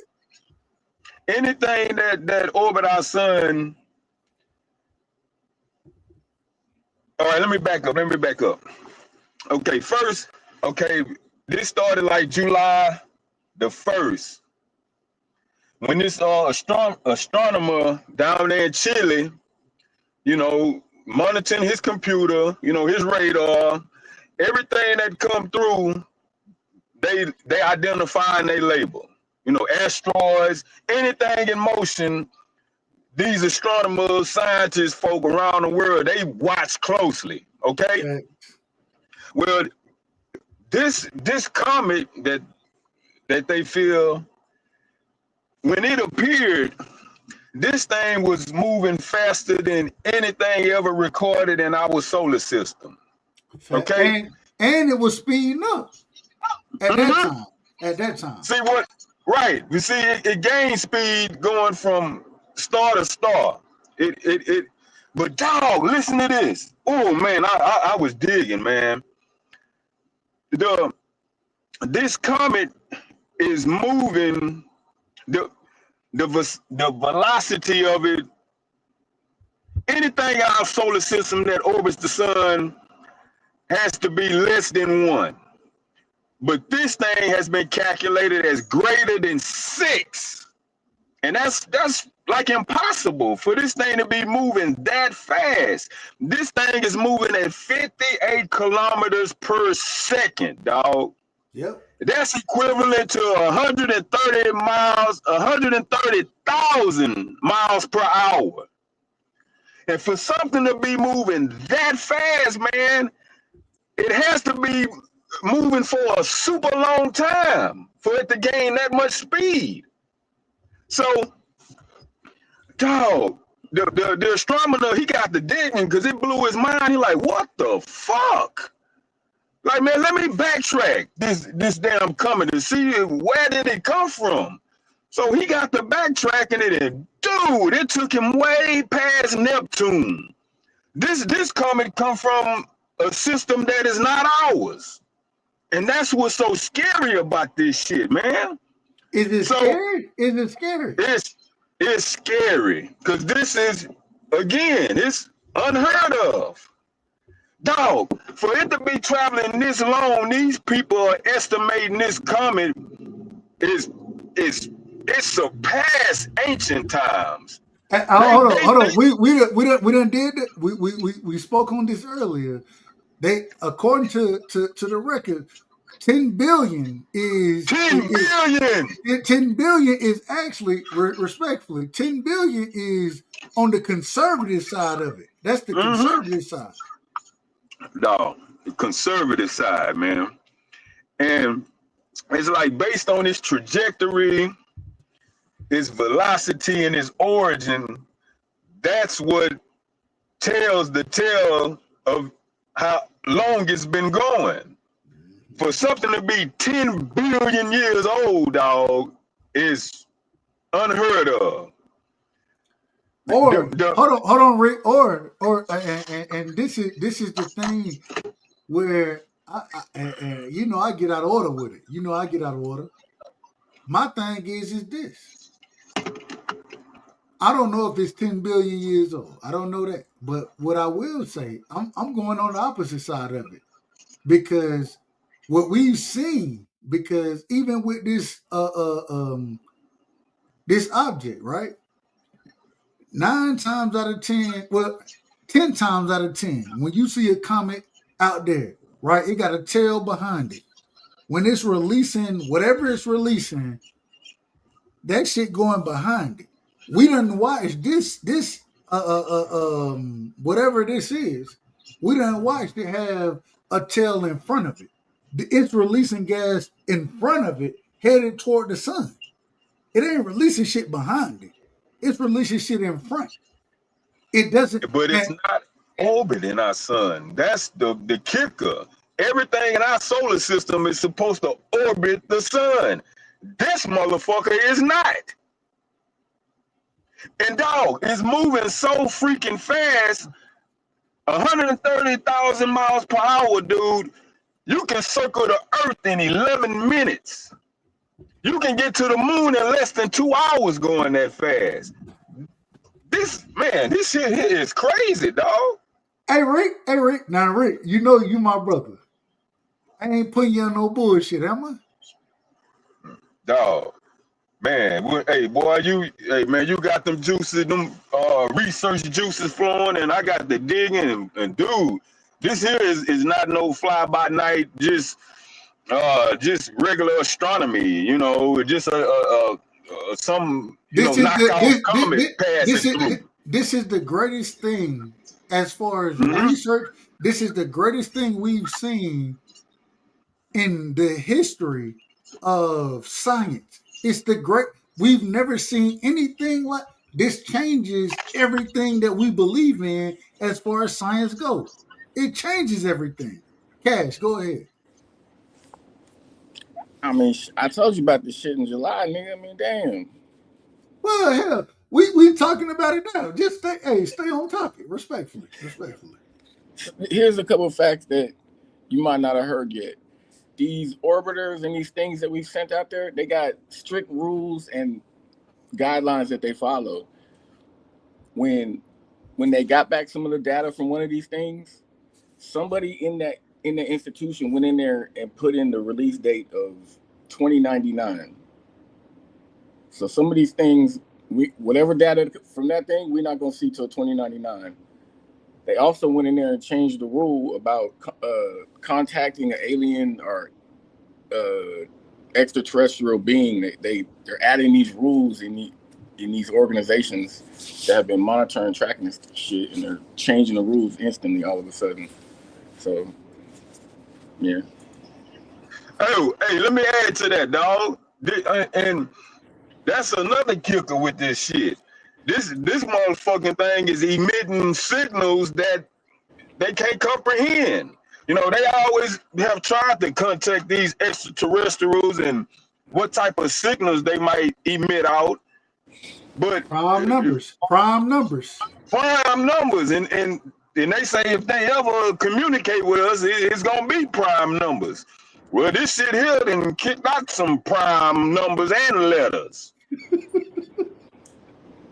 Dog. Hey, I'm just, all I'm saying is this. It sent us a signal in the Fibonacci sequence. But all I'm saying is this. I agree with you, Cash. But I agree with Rick as well. My thing is this is the best time to be alive. We're literally in a time where we're watching this shit play out. My son, I try to talk to my son about it, right? He's not gonna understand it. But we're literally in a time where we don't even know we don't even know what this shit is. We have no clue what it is. But we have the opportunity to sit here and watch it develop and happen in real time. This is amazing. It's amazing to be alive right now. It's amazing. You got to mark that time down on your to remember. 11:44 a.m.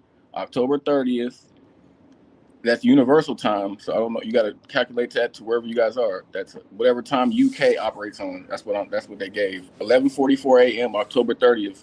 It's going to be perihelion with the sun, and the sun's going to have solar maximum, and the Earth's going to have our magnetic weakest point. And at that point, something's going to trigger. So I want to ask this because I understand about the perihelion, right? When it comes closest to the sun, shout out to Angie Baby. Angie Baby said something to the effect of it's feeding off of the sun. That's what she said. And shout out to my sister. My thing is this. When it comes around, right? And I think the 21st, I believe it was October 21st was the time it went behind the sun, and you really can't monitor it right at this time because of what the positioning of the Earth and the position of it. You know what I'm saying? I think the 29th of October is when it'll come back into 29th, February 1st, somewhere in that time frame. Or November, excuse me, I said February. November 1st, somewhere in that time frame, that's when it's gonna come back into view of us. My thing is this. And we gotta see what happened. We got time. We got 5 days left before we're gonna really be able to see it. But if it comes back and we done already seen the direction of it somewhat change, right? What they would call course correction.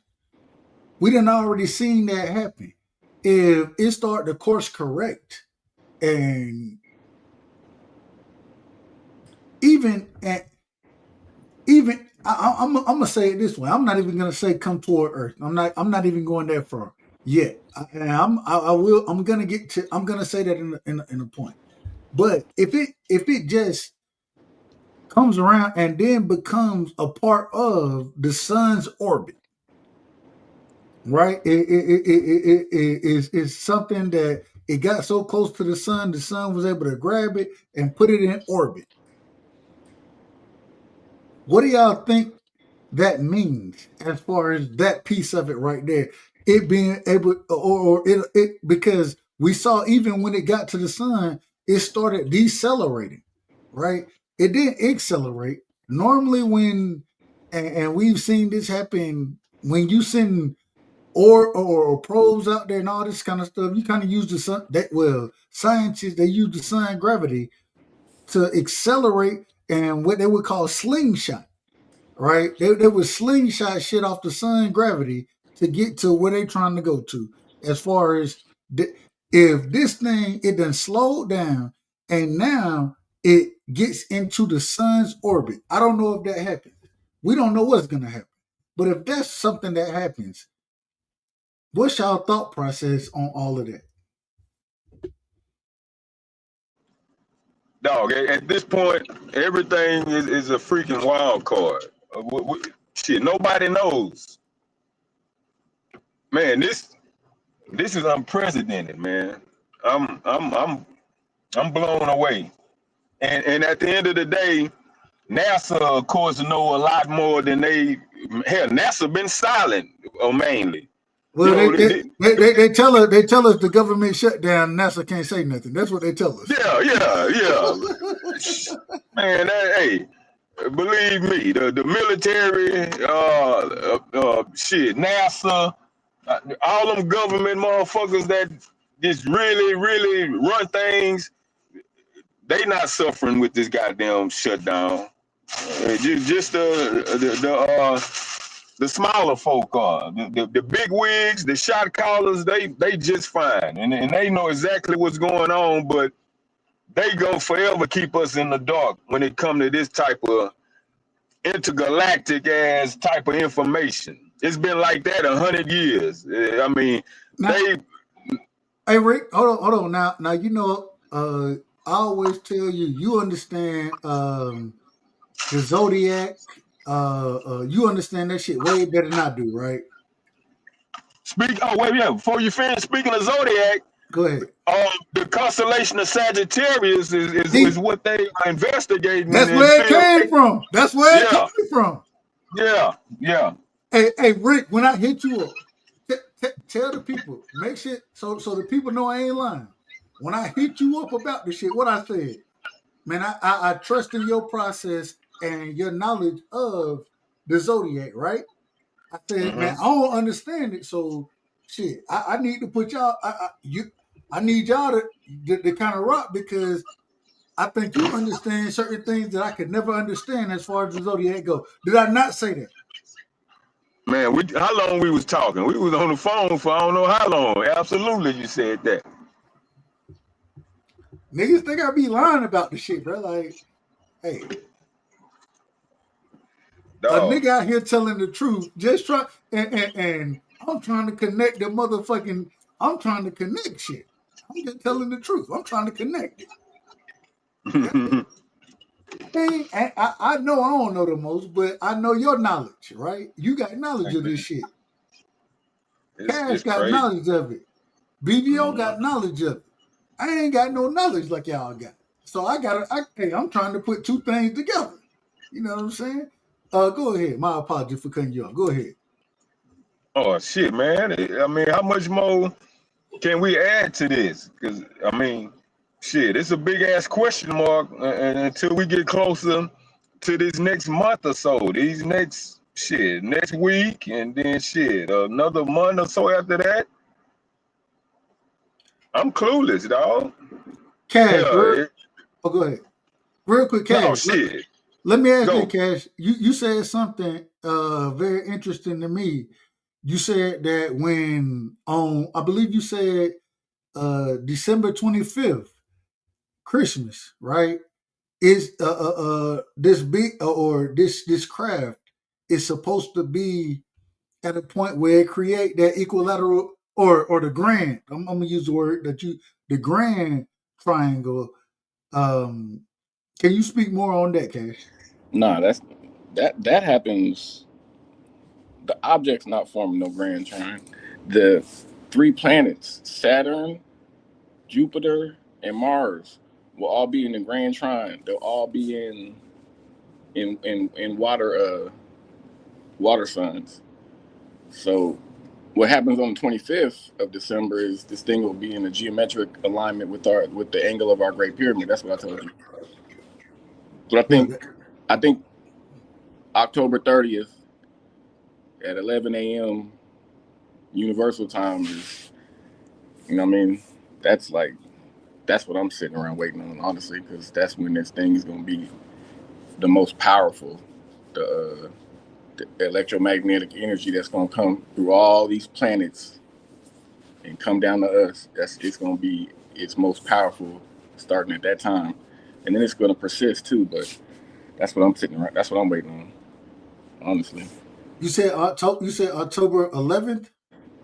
October 30th at 30th. October 30th. 11:44 a.m. Universal Time. So hell, respectfully, on Halloween is when this motherfucker gonna be at his most powerful position, in your opinion. Ain't that some shit?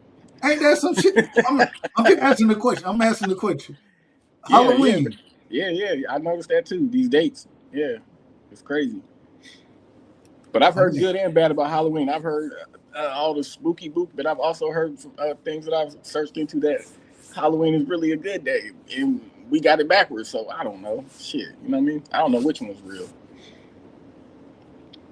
Okay. Real quick, BVO. Usually when you see something like that moving at that kind of pace, it's usually hostile, and I think people don't understand that that's a real big fear for us as humans, is for someone to come, because if you think about it, if you coming from another planet, you're not coming to say hello, see how you doing. You coming to enslave and take over. I mean, so I know people don't kind of think of it that way, but it's something to this, man, because as when you hear about them doing this Chinese nuclear factory, I mean, you guys got to check it out. They're talking about the biggest factory in the history of the world, nuclear. And as soon as we had this, all of a sudden we hearing more things about meteors, things visiting us, and it's something to this, man. It's something to this, because one thing about the Eternal One, man, he got everything, he got everything rigged anyway. So it might just be, it might be nothing, it might be something, but you never know, man. But anything I think moving at that kind of pace is definitely something that's not friendly. I don't think anything that's coming at that pace is friendly. And when you say something that's beyond ancient, I mean that that thing about time that we don't understand is that time is like a fabric, man. It's not like we think it is. It's forever. Just think about that. Something that's 10 billion years old flying through space. They got these, like, just, it's like, even you think about them doggone tortoises that live 200 years, 300 years, man. It's crazy, man. That stuff is, something's out there, man. We're gonna find out in a couple of weeks, but it's kind of exciting, man, because William Cooper used to talk about this kind of stuff, and unfortunately, that's who guy who wrote the Hell to Play a Horse. They took his life for that stuff, just like the man who had water fuel that was able to build combustion out of water. All of a sudden, he pops up unalive. So I mean, it's more to it. Let me Go ahead. build off that. I thought you were done. I was going to build off Oh, go what you ahead. said. Because I agree with you on this. How these things been popping up for a long time. When these nuclear things are going on, popping up at our nuclear sites, shutting them down. Like, I've looked into all that. I've seen a bunch of that proof on all that shit. But this thing coming from where it's coming from, how long it's been coming here. I believe that there's levels of entities and consciousnesses and civilizations. This thing that's coming, man, this motherfucker's like grandfather mode. The things that have been here fucking with the things that have been here fucking with our nuclear sites and worried about all this and that. I think that they're relatively a lot younger civilization compared to this ancient thing that's coming through. I'm not with the whole fear thing. I believe that this thing's coming through to snap us out of this goddamn fear that we've been in. That's how I feel. That's what I think this thing's here for. These the ones that you're talking about, I think they've been around all the time, fucking with us, fucking with this, fucking with that, whichever ones they are. But I think this thing is coming to give a reminder. Man, I think it's gonna be a reminder of what we really are, honestly, are capable of, what we're really capable of. So Cash, and it's interesting. It's very interesting because You know I'm not religious. Well, not necessarily religion about behind it, but for BVO saying kind of the way he looking at it, he BVO, and correct me if I'm wrong, BVO, with somebody moving at this pace and how they moving, more of a hostile force, right? Cash, you're looking at it in the perspective of, nah, they coming to kind of free us from the nonsense of the reality we live in. Yeah, I get the speed and all the whole speed and all. Yeah, but this thing's interacting with our sun. If you're following the Soho and all these observatories and you see what's going on with the sun and the holes opening up in the sun, if this thing can interact with our sun like that, man, this thing can just throw. I mean, if it really wanted us out of there, it can just toss a little beam at us and we gone. You know what I mean? So, man, don't even worry about that. Worry about what the government gonna try to twist it into. If anything, shit. I want to say this, and I want to get Rick back in here. One of the funniest things, well, I ain't gonna say funny. One of the things that I've always heard about is how the government is, and this is even before I knew anything about 3-Eye Atlas, anything about that, but how they may utilize an event, you know what I'm saying, to kind of say, hey, well, the aliens are back and this, that, whatever, right? Kind of utilize it as a mechanism for them to take control. I don't know if this is that same mechanism. I don't know. No, it got to be, bro, because they shut the government down 2 days before this thing was crossing Mars, where all the orbiters and rovers are, and they've had the heads up for months exactly what time it's going to be there. So, I mean, that's one of the real reasons they can control the narrative. Shit. I want to, but I want to ask this question, and I want BV. I don't know if you know about, and I always say, hell, the zodiac signs, that ain't my lane, right? I don't really live in that lane, me personally. I know I'm a Cancer. I can't tell you too much more about it. In the sky and all that, I can't really tell you too much about it. But I know my brother Rick. I know Cash. I know y'all have uh, um more knowledge in that situation. Rick, it was interesting what you were saying when you brought up the whole point that it came from the Sagittarius star system. Also, when everything I was listening to, the same way, talking about prime numbers, those type of things, right? Um, do you think, as far as the zodiac piece of it goes, right? How would you break this down? And if you, and I'm not trying to put you on the spot, I'm just asking the question. How would you break it down as far as the zodiac goes, and where it's coming from? The same place that the, I don't know if y'all remember back in the days. I believe in 1972, the Wild, when the brother when that what 30-second, 40-second clip came through, or 30-second transmission came through, and the brother, he put wild on the paper, you know what I'm saying? But they call it the wild signal. It all seemed to be coming from the same place. Can you play this clip real quick? Now I don't have that clip. I don't have the clip. Now, I'm talking about the clip to show how the planets are really aligned, how the formation of what the planets are going to look like. That way, Rick can see exactly how the planets are going to be. All right. Well, I never really got into the. Go ahead. Hold on, real quick. I can. Let me do it this way. Let me see if I can find it exactly. Hey, where. hold on, right side, y'all. Hey man, I gotta bounce, but look, let me just end saying this, man, because I gotta go around this corner and handle something right quick. It's like with this being the oldest comet ever observed in our solar system, it speaks volumes, man.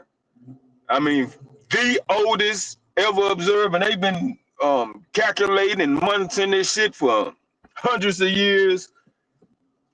It's so out of the norm, I can't call it, dog. You know, they say it's not headed to Earth. It's not finna hit us. It's it's not even gonna come close to us. But I who disagree. knows? Rick, hey, I'm gonna tell you, we don't know what's gonna happen when it comes from behind that sun. We don't know what's gonna happen. We Course really correction, don't. course correction is what they like to call it, but who knows what the point is gonna be. They had a point that they figured that this is where it's going, and that shit started moving up off that point by hundreds of thousands of kilometers, and they couldn't even tell you exactly why it did it. They couldn't tell you that. So Right. I don't know what the fuck for that. I had and Hey, even dog. my bad, Rick, my bad. Look, man. At the end of the day, man, us people of African descent, melanated people. I won't say people of color. I'm gonna say black. I'm black. I'm not a person of color. Person of color, people of color, you can include yellow, red. You can include, hell, that's Asians, that's Hispanic. I mean, fuck that. I'm black, and we have extraterrestrial in our DNA. Extraterrestrials are our friend. So I'm not afraid of the motherfuckers coming here and trying to take over, because shit, they are people at the end of the day. So all we can do is wait and see, dog. I mean, what other option we have? So we ain't got no other option. Hey, exactly. hey, Rick, Exactly. hey, Rick, go do your thing. But get what I gotta tell you. Oh boy, I love that. Every time I see you and Fanon do that, dog, it just soothes my soul, man. Hey, I love the original peace sign, the real peace sign, man. Absolutely, dog. You gonna look at any of our ancient goddamn artifacts, you gonna see anything etched in stone from black hands on ancient Kemetic walls, you gonna see this. You will never see that. And you always gonna see a man next to a woman, king with his queen. That faggot, that lesbian shit didn't come from us. That came from them Greek white folk. But let me get out of here, dog. I'm gonna hop back up if you still on, man. Hey, you know hey, shout out to my brother. Hey, I told my brother Rick, I said every time I see you, bro, man, Rick told me one time, he said, man, this the original peace sign. That's what we throwing from now on, bro. Hey, the original. No. The original. Much love, y'all. Love you, Peace, bro. man. Peace, man. Go ahead, Cash. Or BVO Cash, y'all go ahead. Well, let me ask the question. Let me set the table. Yeah. Oh yeah. Hold on. Let me get us right real quick. All right, we good. So I gotta ask this: when we're talking about this ancient and now we're talking about an ancient civilization, right? Who know? And when I listen to them talk about, when I say them, I'm talking about scientists talking about 10 billion years old, those type of things. The technology that these people should have is gonna supersede our technology. Like we're literally ants. We're literally ants compared to them. Literally. Would you disagree with that? Nope. Might be less than that. He said we might not even be ants out this motherfucker. BVO. The one thing I gotta tell you about technology, people gotta remember everything is backloaded when we get technology. Some of the technology we just now getting, they had in the 50s. I mean, I was reading about they got this I think it's called K2 on the moon. It's basically something that can be used as fuel that can fuel fuel things for 1,000 years, but they don't know how to harvest it. So it's so much technology that we can't even get to because we don't have the tools to do it. Just like we can't even build those pyramids that they built, before Christ, back when the people of Kush built those pyramids, where they try to say that there was some people all of a sudden that was white in Africa. So Think about that. They tried to rebuild the Egyptian tombs, and we don't got the with all the stuff that we have now. We can't even copy what they did in ancient times. So, And BVO, hey, I say this respectfully. We understand why we can't do that. Well, I ain't gonna say everybody. I understand why we can't do that now. Two things. They had a different technology as far as and I think my brother Cash would call it harmonics, right? They had a different type of technology that they understood back then. And if you go around the world that we live in, respectfully, if you go look at the world we live in now, you find where Thoth or whatever you want to call these individuals, whatever these individuals went around the world and did what they did. yeah, I think they understood technology way better back then than we could ever understand it today. Yeah, I say this. The harmonics. The thing about it is they definitely had some kind of knowledge on technology that we can't even fathom, because not only were they picking up these stones that we can't even pick up and move around, they were able to melt these stones. It seems like they were able to melt granite, because you'll see scoop marks in these. I've seen a rock that's squished and a square rock that's stuck into it.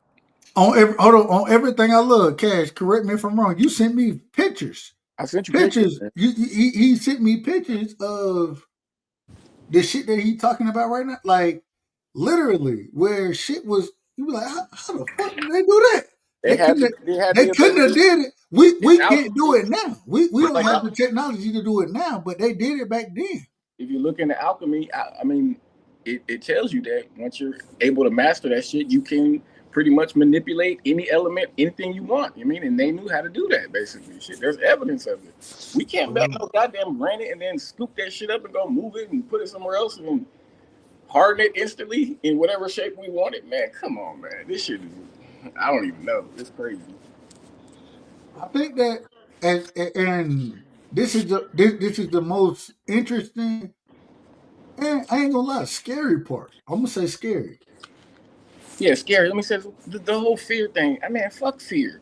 Whatever religion you are, whatever faith you follow, they all got a bit. They all share the same piece, which is love each other, man. Be kind to each other, man. That to me is what this event is about. It's gonna remind us. But that same religion has a God, regardless of who you want to speak on. They have a God that said that. Well, I ain't gonna say regardless. I ain't gonna say regardless because I don't know every religion. Not being honest, but they also had that same one that was willing to kill everybody to restart shit, right? I don't know what you're talking about, but I mean, I guess. What was the flood for? The flood was to kill every damn body. yeah, but I think the flood was one of the necessary things. The thing that I get from the flood is you think about everybody that you know come from the three of Noah's sons. You know what I mean? That's amazing when you think about that. That this whole world came from, three people. It's amazing. But that's not historically speaking. Mm-hmm. That's not Not fact. true. It's not true. Mm-hmm. Historically speaking, even if you go into there's a flood story in any religion, any doctrine that you want to talk about. There's a similar flood story, right? Three people didn't repopulate the entire world. Mm-hmm. Not possible. But regardless of what story you want to believe or which, yeah, so I said it don't really, to me it don't really matter. It's they all got bits and pieces of the oldest story. So I mean, it is what it is. Shit, it's kind of like I guess to me the flood story, I don't even want to call it myth ever is like a reminder to us that we already defied the odds or some shit like that. Like we already did something that was shouldn't be possible. We survived that motherfucker. We still here. Mm-hmm. That's what I take from it, honestly. What I take from is a lot of excitement. One thing that's kind of funny about this is you think about some of our ancestors, man, like Elijah Muhammad had the calculations to the whole planet. This man had a third grade education. I think there's something called the power of now. And I think every once in a while we see people dip into that, and that's that internal knowledge. You think about, I'm bringing it a little different. You think about Dr. King, man, this a dude who's 38 years old. The way he was speaking back then was crazy. A lot of us are around that age or getting to that age, and we're not speaking like that. I think there's a such thing as how you can tap into internal information, man, because something made those people think to build those pyramids. Something made them people think to have something when we gone. You talking about 2-3 ton stones being put in crazy positions that we never can understand how they put like that. I mean, you think about how deep they were saying some of those tombs. I mean, some of those pyramids are as deep as the Empire State Building. Pardon me, if not deeper. So it's a lot to it, man. I'm excited to see what happens. But the problem is that the people and man, those hell, and I say this respectfully, even the pyramids the pyramids of Giza that's in Egypt, right? Those aren't even the most amazing pyramids in the world. They're not. If you go look into Central America, right? If you go look into and hell, I didn't. We didn't had these conversations. We done did the research over here. The megalithic situation. These pyramids exist, and more pyramids, bigger, better, around the world. They exist, and the reason that they were able to be built, and I agree with you on the fact that, yeah, we don't have the technology today to build them, but the technology, hey, people are harsh on me, and y'all, people don't believe I believe in the Bible, right? They don't believe I believe in the Bible. I grew up on the Bible. I believe in it. BVO, let me know when you got to go, cause I'm gonna be long winded on this one. I believe in the Bible 100%, right? I also, even though I believe in the Bible, I still believe that, there were individuals, and I would call them the Anunnaki. That's what this is the most interesting thing for me. I don't know if this spacecraft is the Anunnaki. It may be, it may not be. I don't know what it is. I don't know. I would love for it to be. But the thing is this. When we speak on how the pyramids were built, when we speak on that, right? The reason I speak the way I speak is because biblically speaking, right? If I would have asked you,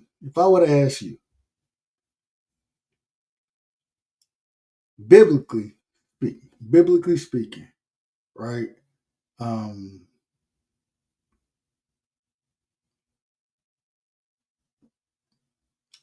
Where was Moses from biblically?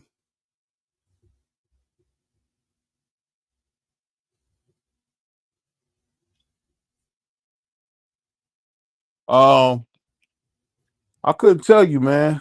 He's from. I'll tell you. I ain't Go ahead. trying to put you in respectful. I ain't trying to put you in a hole, nothing like that. He's from Ur, right? Ur of the Chaldeans. That's where Moses is from, right? Ur of the Chaldeans. Where is that? Sumeria. That's where he came from. Where he grew up at. He grew up. Samaria is the Sumerians, respectfully, they're the oldest known, or they're the first. They're the most ancient civilization that that we know of, or not even the Sumerians though. They're the most ancient civilization that we know of, right? Biblically speaking, if you look it up, go look where Moses is from. It'll tell you he's from Ur, right? So when I go look into the oldest, and I do this all the time. No disrespect, BBO. You my brother. Love you. I'm glad we have this. I don't know if we ever had this opportunity to have this conversation. I think it's the first time we ever had the opportunity to have this conversation. Let me get this right. Have we ever had this opportunity to have the conversation? Biblically? I don't think so. First time.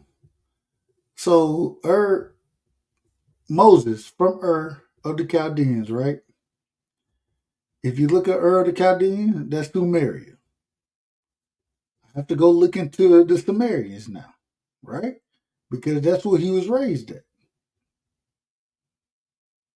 The same way when we talk about Jesus, Yeshua, whatever the people want to call him, when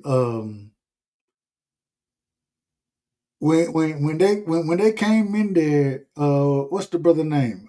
Herod. Herod? Is it Herod? Herod? I don't know how you want to. When he was looking to kill Jesus, right? As a baby, he sent the three wise men first. That's what he did. He sent the three wise men. Mm-hmm. What the three wise? What they brought? Frankincense, myrrh, and was it Corpus gold? Christus. Corpus Christus. Say it again. They had something called Corpus Christus too. Okay. Mm-hmm. But he was looking to get rid of that young brother, correct? Mm-hmm. That's why he sent the three wise men to find out where he at. He sent gifts first, but he was really looking to track him down. Correct me if I'm wrong. Yeah, he was. And when that happened, what did Joseph, Jesus' father at that time, respectfully, he had a dream. Biblically speaking, a dream where God told him, "Man, get this nigga out of here, get him out of here." He utilized what he was sent in those situations. He utilized that, and where he took him to Egypt. Yeah, you got to remember this. His mouth was supposedly shut, where he couldn't talk. Where he took him to though? Mm-hmm. Where he took him? Egypt. He took him to Egypt. Jesus, Yeshua, the Son of God. What did the Son of God learn at? In Egypt. It's a fact.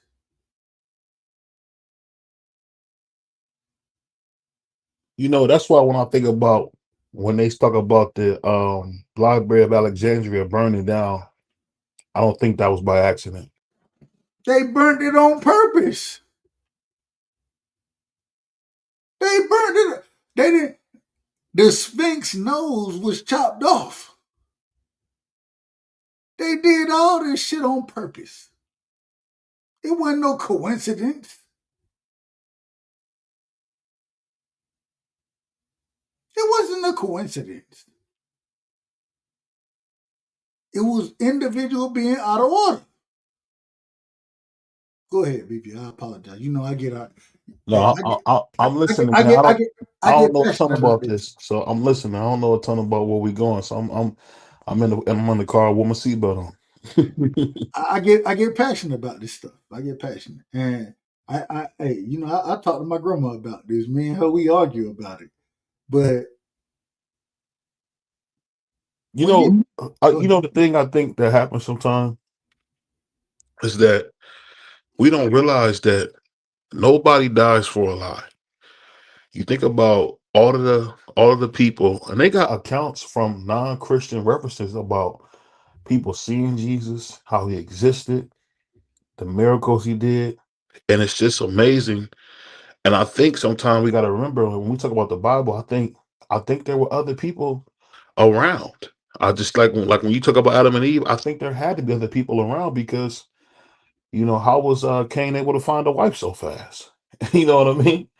So I just think that sometimes I think the stories are focused on who they're focused on at that moment, but there's a whole world out there. I mean, just like you look at all the oil from the dinosaurs, you don't necessarily hear about the dinosaurs in the Bible. So I mean, I think that's the cool thing about God, man. He got everything so rigged, you can never really find it out. Just like I found out the other day, about these plants, right? They got something called biotin. Help you with your hair, your nails, and it's just like this is nothing but a herb. It's amazing how God got everything you need in these herbs. Like I've recently, been changing my diet, and I feel incredible because I'm understanding that food is medicine. Well, I didn't hell, know wait I a didn't know minute. that Wait a growing up. minute. Wait Go a ahead. minute. When you gonna call a brother and be like, "Hey, bro, hey, you need to be on this right here"? When you gonna call a brother? Hey, I'm learning for myself too, and once I learn, I'm gonna share the information. Put I me don't want on. to. But the cool thing is, I think that we gotta remember, man, we got an opportunity to heal our body because what God made for us. Like I've been eating. This is gonna sound crazy. Keep me for getting off topic, but I've been eating real food, and I'm not talking about like bull crap stuff. I'm talking about like really food, and you feel incredible when you eat 2 and 3 ingredient foods. It's like I think it's funny. I think it all lines up. I think in your health you find Christ as well. Like you ever been on a fast and you get off that fast and you just get to praying and it's almost like God sitting in the living room with you. I think those things all correlate to each other. Malcolm and Martin was going on 30 and 40-day fast. You got to remember, we're their age now, Dub. Like, we're their age now. And Malcolm went on a 40-day fast. Can you imagine that? Could you imagine Yeah, how he was thinking? I'm gonna tell you this. I'm gonna tell you this, and I'm gonna be honest with you. Hmm. You moving the goalposts, and the reason I say you moving the goalposts is because and I'm not disagreeing with what you're saying. I'm not disagreeing with you. I'm not disagreeing. Hmm. My problem is we're speaking biblically right now. Yeah. I want to let's keep the conversation biblical. Biblical. What- Let's The have reason the reason I brought that up is because I'm realizing it all correlates. When you talk about biblically, what do you say? If my people who are called by my name, would turn down their plates, what is he talking about? Why is he saying that? That's why I brought that up because one of my favorite scriptures is in the word became flesh. You realize the things that we say, that we talk about, become real. That's what I mean when we talking biblically. Like it's so powerful to me. It's like I kind of feel like how my grandfather and grandma used to feel like, God is real. In your everyday life, you just see him. It's my bad, man. That stuff gets me excited, bro. That stuff gets me excited, bro. real quick. Let me bring my brother up here, man. I hope he in order. And let me get us right real quick. Let me fix everything so we right. Shit, let me turn the music back on this motherfucker, man. Cause with this nigga here. All right, here we go. Shout out to my brother, man.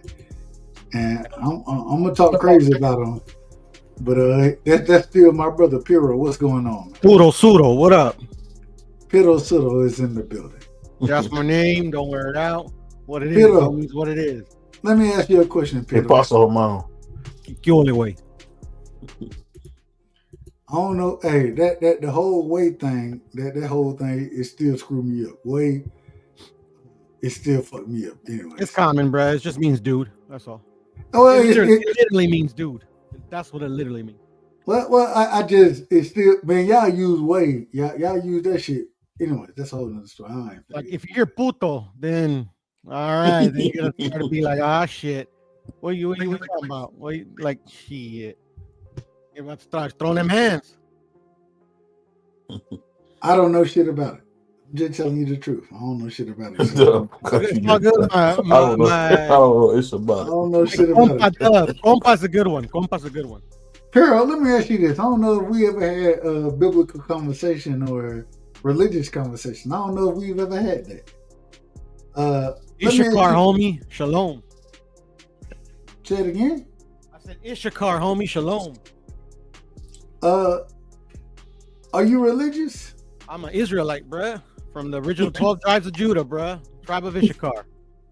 All right. No, factual facts. That's what my brother Lebaniah told me. Who? His name is Lebaniah. You know him, bro. Lebaniah Hebrew.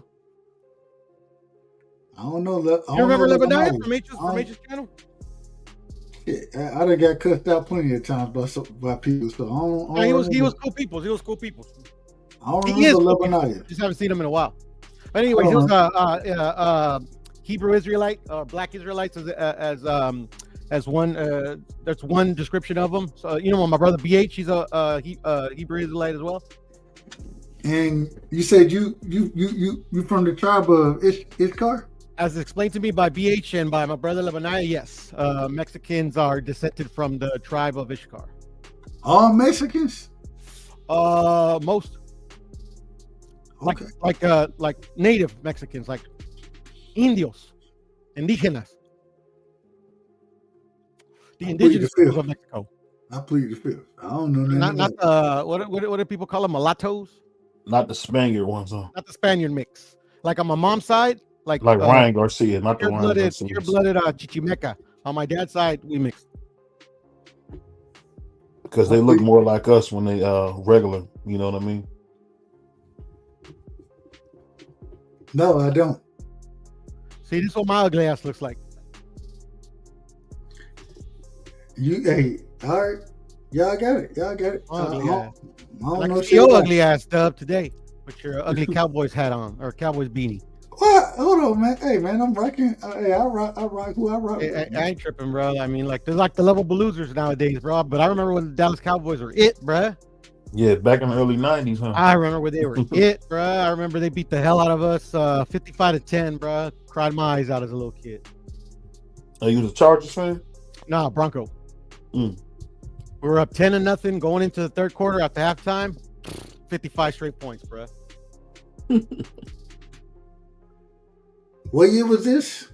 This was 1990. I believe it was 90. It was like early 90s. It was, I believe it was like their second championship. In that, because they're 5-5, right? Or 5-0, excuse me. Yep. You said we what? 5-0. Yeah, I believe the Dallas Cowboys are 5-0 in the Super Bowl, if I'm not mistaken.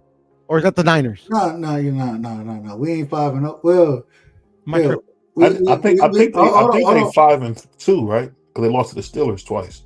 Yeah, well, in the 70s. I was gonna say, if you look back on it, we had a good run of 3 straight, but we done lost Super Bowls. In my opinion, I believe twice at least. Let me see. I tell you that right now. I believe y'all 5-0, bro. I ain't gonna lie. Nah, we got 5 Super Bowls. As a wise man says, I ain't gonna hold you. I think we got 5 Super Bowls, but I think we done lost in the Super Bowl at least once.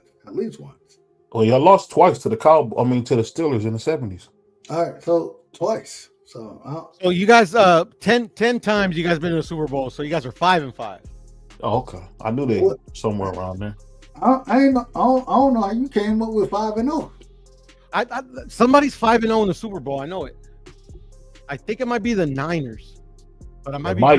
It might be the Niners because I might be tripping though, because the Niners lost to remember they lost to remember Kaepernick almost had him there, but the guy like fumbled the Versus the Ravens, yeah, they lost to the Ravens. Yeah. I don't know if anybody's undefeated in the Super Bowl, bro. I don't think so either. Hold on, I'm looking up the championship Super Bowl. I know you guys beat us 55-10. Hey Dub, let me ask you a quick question. While you looking that up, he could do it. When you was growing up, man, and now that you're grown, did you kind of think it was totally like it was some things you were learning in the hall that you had to change, or you agree with everything that you read growing up? Say that again. I said when you was growing up in the hall, when you finally became an adult, the Kingdom Hall. Yeah, were there things that when you became an adult, you said, you know what, I don't agree with this? Yeah, absolutely. Because just like with me, I feel like the perfection gospel, I've learned that it's not about perfection. It's about the process of, you know what I mean? You know, really learning God. You know, the most interesting thing is that I have so much love and respect for Jehovah's Witnesses because although I don't agree with 100% of anything that they do, one of the things that happened for me is nigga, it like I learned scripture. You know what I'm saying? Like, then gave Bible readings. The reason I can have conversations today about this and still kind of recall it without having to look anything up is because it's kind of how I grew up. I don't agree with everything. It's funny now. Me and my mom, we chop it up on a regular basis. Shout out to my moms. My grandma's still a Jehovah's Witness. My mom was disfellowship, right? She's now she's looking to she's starting to go back to meetings and these type of things, and me and her, we were talking, and one of the brothers, one of the old school brothers, you know what I'm saying? Like when I was going there, Brother Hubbard, he was a brother when I was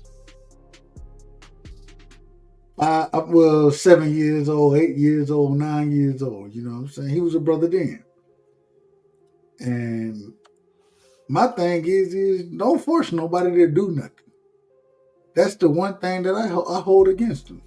Don't force me to do anything, right? And the great thing is though, scripture, like, bro, I know I can have a conversation with you and I know scripture simply because, nigga, I grew up on it. I grew up on all that. You know what I mean? And so I think that's very valuable. Very valuable to grow up on it, be able to speak to it. Me and Shawa, shout out to my sister, we were having a conversation and I'm pulling script. Well, we having a conversation and I made her pull scriptures where I really didn't even, sometimes I don't know, I don't even know that it's going to come out that way, if that makes sense. But when you go back and you dig down into your roots, it's part of my roots. So I got a lot of love for them. I got a lot of love for Jehovah's Witnesses because, hey, you gotta read. You gotta understand. Like, as I got older, I disagree. I disagree with certain things. I disagree. But I can pull scriptures and speak on it because that was my foundation. So I got a lot of love and respect for them. Respectfully, Dub, I just looked it up. It wasn't the Cowboys. It was the Niners. Okay.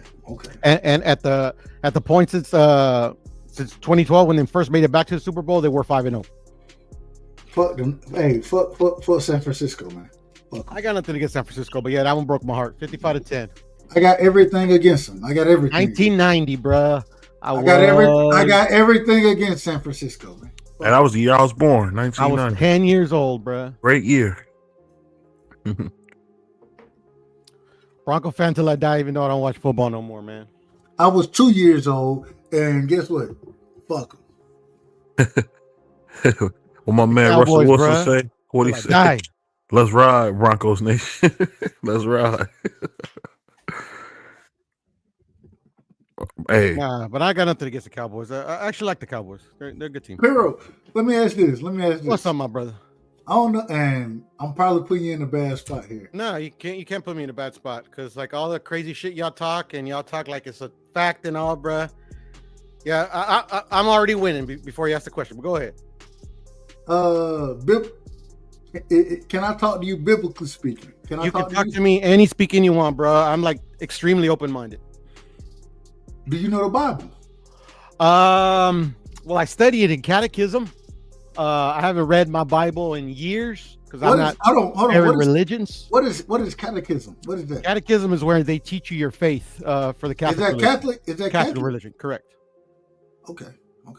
Yeah, and I'm actually very open-minded. It's funny that you talk about Jehovah's Witnesses because I'm actually very open-minded because of my mom's life experiences with the Jehovah's Witness faith and how they broke her heart. Not the faith, but her best friends at the time that were trying to convert her. They turned on her. They turned on her. They did, and they actually told her like right away. But my mother also told her right away too. There's nothing you could tell me that will make me convert. I just very curious about your religion. So she studied for 2 years straight and deeply immersed in the Jehovah's Witness faith. But as it usually comes, the day came, are you going to convert? And she's like, no, I'm a devout Catholic. That's my problem right there with her. Mm-hmm. You sit here and you want to be holier than thou. Mm-hmm. And I'm very biased. I'm going to just be honest. My grandma, she done been a Jehovah's Witness my whole life, right? Mm-hmm. My mom was a Jehovah's Witness before I was born. When I was born, she got kicked out.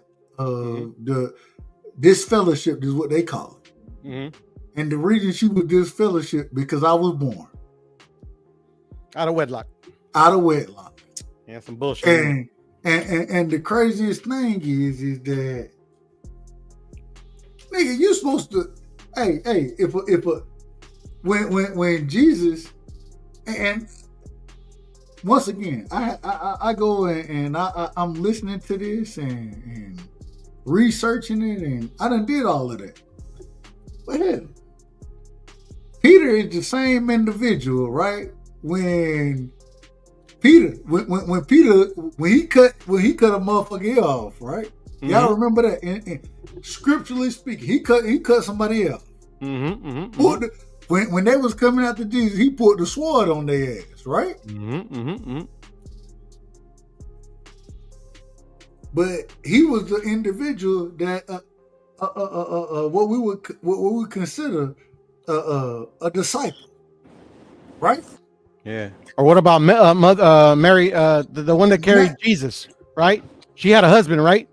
Supposedly. Yeah. And how old was she? I can't tell you the age. She was like 12 years old, bro. But I don't know the age. If that's the case, it's debated. But she was technically a minor. But like I said, like nowadays we're like pedo this, pedo that. But like literally, like I think you mentioned it in one of your lives. Like there's like the legal marriage age in some states is still like 16 and shit, which is ridiculous. You know? Yeah, no, and I get it. Like I get it. But my whole thing is wait a minute. If you can, and Cash, I'm gonna put you on mute. You got some background noise. Respect. My bad. Lieutenant. If I can come out this motherfucker and cut a nigga ear off, right? Yes, sir. Ain't no smoke there. And it's interesting. If you look at the Gospels, right? Mm-hmm. What they call the Gospels, John, Luke, I believe. Let me make sure I say this the right way. It was John, Luke, Larry, Curly, and Mo. You out of order. You out of order. That's a joke. I stole that joke, but go ahead. But all I'm saying is, shit. Hey, and the majority of them gospel, get what? They ain't even named the individual. I believe, and y'all correct me if I'm wrong, I believe John was the one, and I think John wrote his a little later than everybody else. But Mark, Matthew, Luke, and John. Excuse my intrusion. Agreed. You talking about the four Gospels? Yeah. Mark, Matthew, Luke, and John. John was the only one who told us that Peter was the one to cut a mother. He was the John was the only one to say that Peter was the one to pull the sword on his ass. Mm-hmm. And everybody else, guess what they said? Somebody pulled the sword out. Somebody did. We don't know who. We don't know. They ain't never named names. I got a question for you, Doug. Go ahead. Have you ever tried to like figure out the whole timing of the Bible, and then like I have. Have you ever? Yeah, but I'm not done with my question. And then look at how we have, like, clearly there's a section of time that they're not telling us about, because I can show you countless places of these buildings where we just moved over and these buildings were here, and they said that we built these motherfuckers with horse and buggy. So, and I can show you pictures of cities that are just empty with nobody in that motherfucker. So there is a time that's missing. And I went and I tried to, like, on my own, not knowing nothing about the Bible. So I went everywhere I could and try to figure out when does the Bible say the time started? And what I got to, it seems like we're not in 2025, man, which is irrelevant. It's irrelevant where we are, but man, what if the goddamn, what do they call it? What was like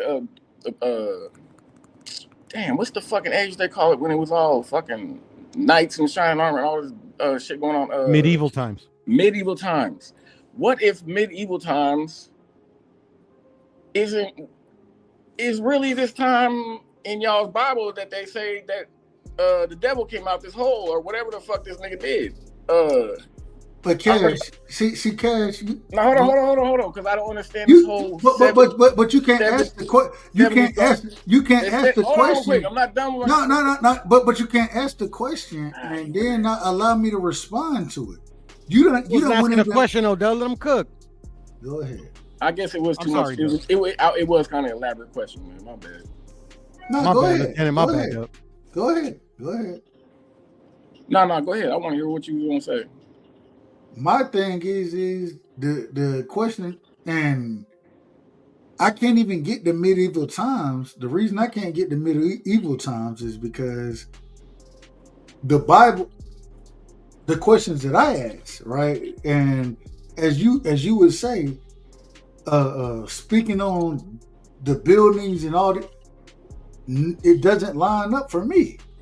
I can't even get the medieval times. I gotta be way before medieval times. But that's why I say I want you to finish your question so I can answer it to exactly what you're asking.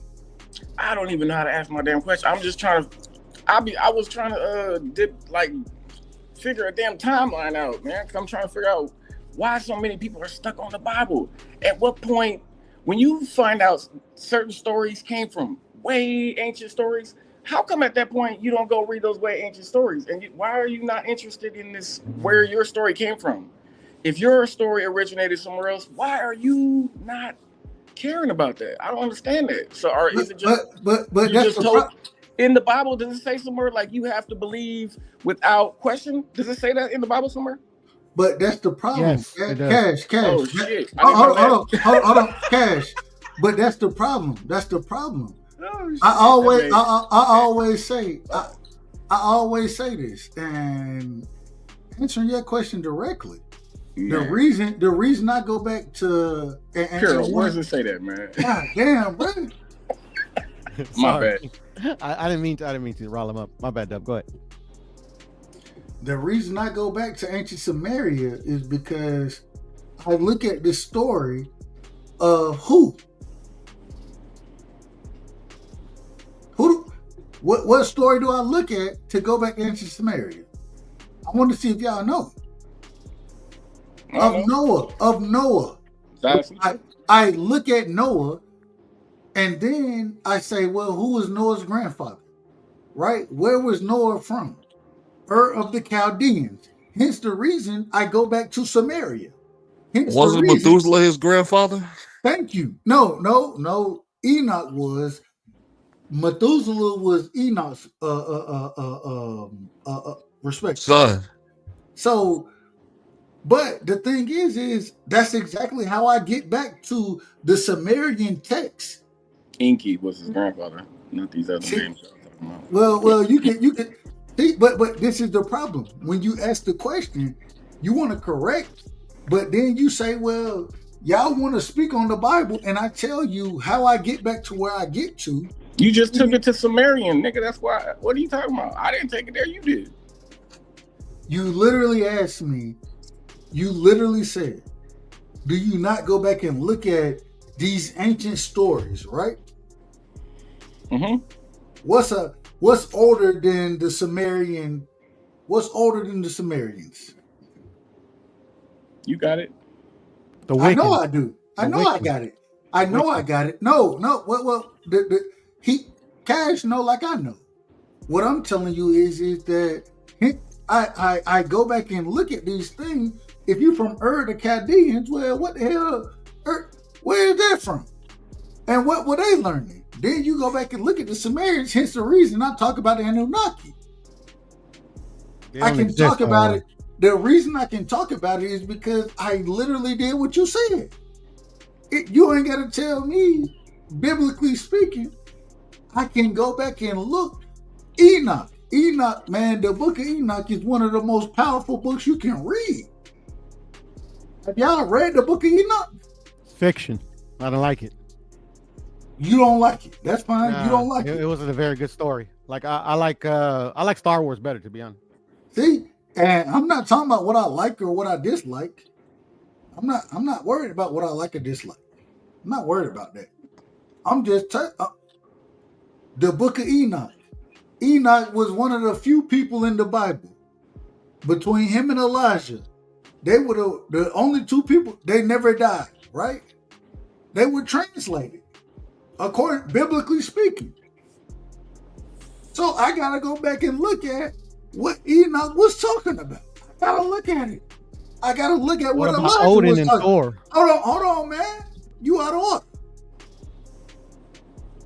I gotta look at what Elijah was talking about. Nigga, extra fresh since ever you got on camera. You got it. Go ahead. Now make sure. Nigga, I done talk like this.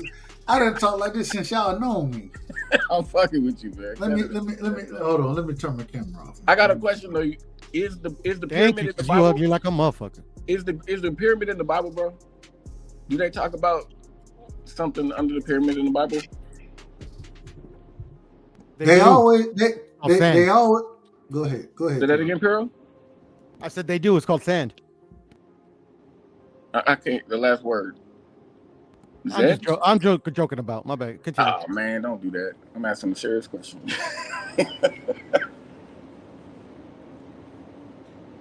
In biblically speaking, they always talk about the Ark of the Covenant. They never related directly to the pyramids. It's never been related directly to the pyramids, but any biblically speaking, whether it's any main figure in the Bible always learned from where? Egypt. They learned in Egypt. So I'm not gonna say they speak directly on the pyramids, but you tell me whether it was Jesus, Joseph, you tell me an individual, Moses, you tell me who didn't learn in Egypt. You tell me. Who you asking? Anybody. L. Ron Hubbard.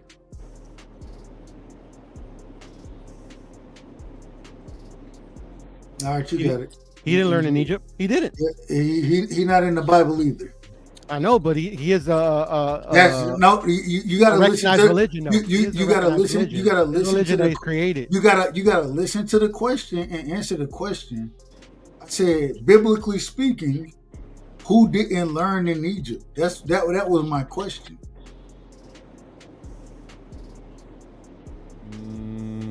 Let me see. I'm gonna say I don't know. Exactly. That's my answer. So they don't. The Bible doesn't speak directly on the pyramids, but at the same time, you name a scholar of the Bible or niggas learned in Egypt. That's where they learned it. They learned in Egypt. Who's supposed to be in the bottomless pit? BVO. Who's supposed to ask that question again? Who's supposed to be in the bottomless pit? Is there like a bottomless pit or some hole dug in somewhere in the earth or something like that? DSTN network? Yeah, I can't answer that question. I don't know. I don't know about a bottomless pit. I don't know about that. What I tell you.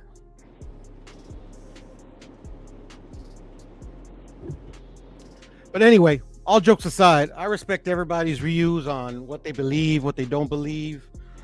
I think it's fascinating, to be honest. Not every single one. Obviously, there's some very silly, so shout out to my brother David Chastain in the building, man. Shout out to my brother. Y'all get what I'm saying? But Pura, but for real though. Hey, Pura, where very fascinating. Where does it say that, Pura? No, I was just joking around. But no, I'm talking about that you have to believe without question or whatever I ask you. I mean, that's the essence of religion. No, that's not believing in all of it. It's all based on blind faith. But no, that's not true. That's not true. It is true. Nah, bro, but I asked you. Biblically speaking, you should challenge everything.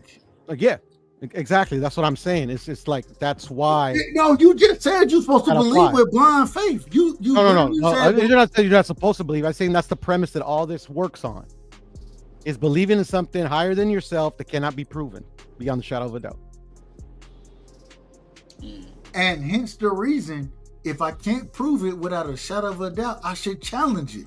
Yeah, correct? Exactly. And I wholeheartedly agree. That was kind of like my whole thing about my mom and the point you brought up of Jehovah's Witnesses. Like that like not only strengthened her faith in her particular religion, but also showed her that like literally like humans, which a lot of this is based on, are very flawed and they'll let you down.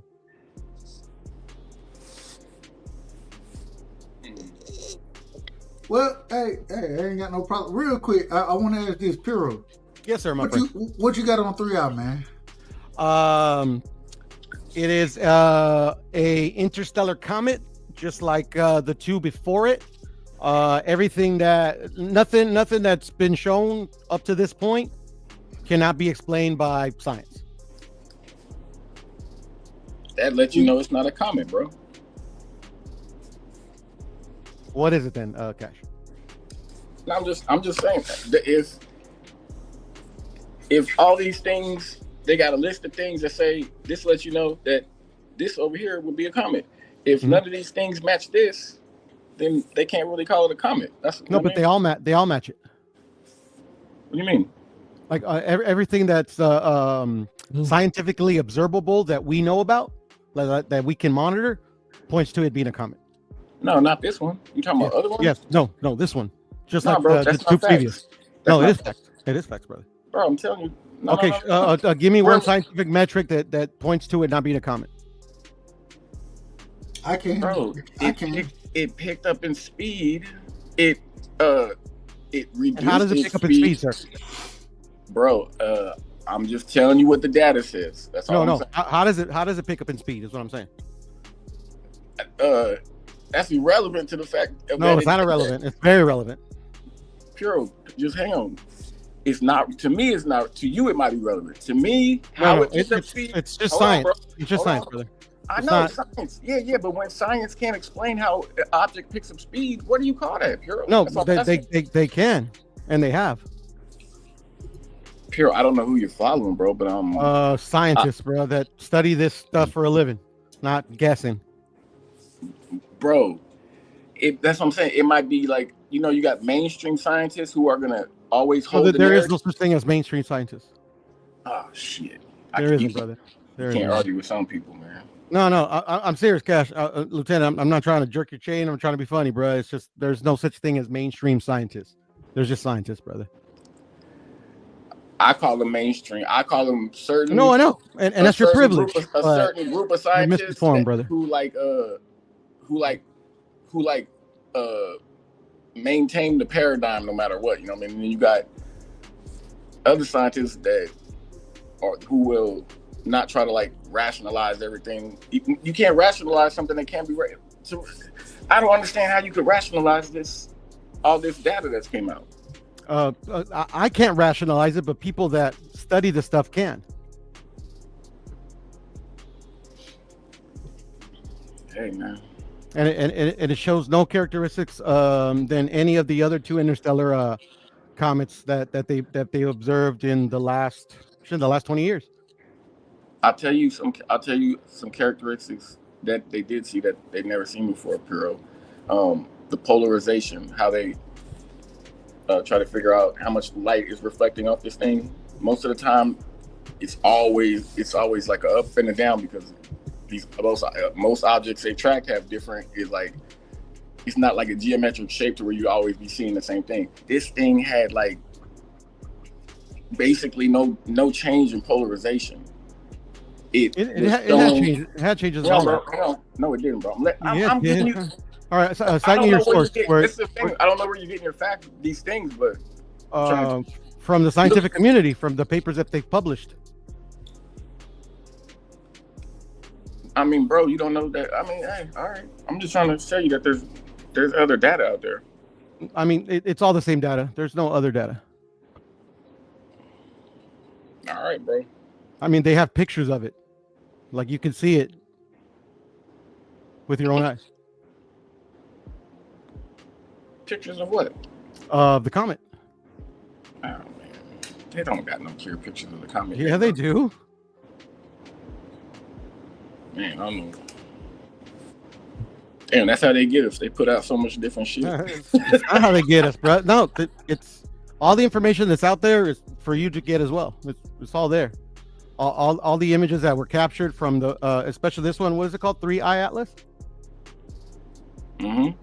3i Atlas was let me ask you this, by the telescope in Chile, the Hubble telescope, and the one in Canada, if I believe. Let me ask a question. Let me ask a question. Can I ask it? I just want to ask one question. No, Dub, you can't. Of course, right, sir. Good. Of course, sir. Come on. So when we watch and study this craft, right? Okay, comet. I'm calling it a comet. I ain't gonna say craft. We're calling it a comet. Two questions.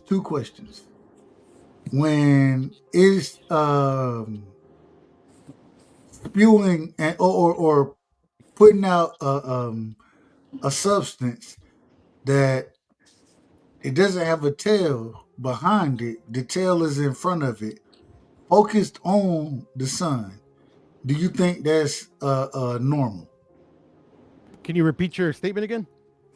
When it has a tail that's being put out that isn't behind it, is focused on the sun, would you call that normal? So it has a tail that's behind it that's focused on the sun. I didn't say that. Okay, say it again then, please. God damn. When it has a tail, right? Mm-hmm. That's not behind it, that's focused on the sun, it's in front of it. The tail is a forward tail. Is in front of this object, right? It's not behind the object, it's in front of it. Would you call that normal? And where did you see that it's in front of it? Have you seen it? Have you not seen that? I've seen the pictures of the comet and its tail is behind it. I would. So let me do it this way. Can you show me a picture of the tail in front of it? Well, I can. I can do that. Please, I can do that. please. Yeah, because I'm looking at a picture right now, and the tail's behind it. Before I show any pictures, and the only reason I say this is because when you start showing shit on YouTube, they'll shut your shit down. Respectfully, I say that respectfully. Nah, you can say it. I did a whole live about it. I showed a whole bunch of pictures, videos of all that stuff. Yeah. Well, Kazi, is the tail in front or behind? It would be behind. All right, here we go. Yeah.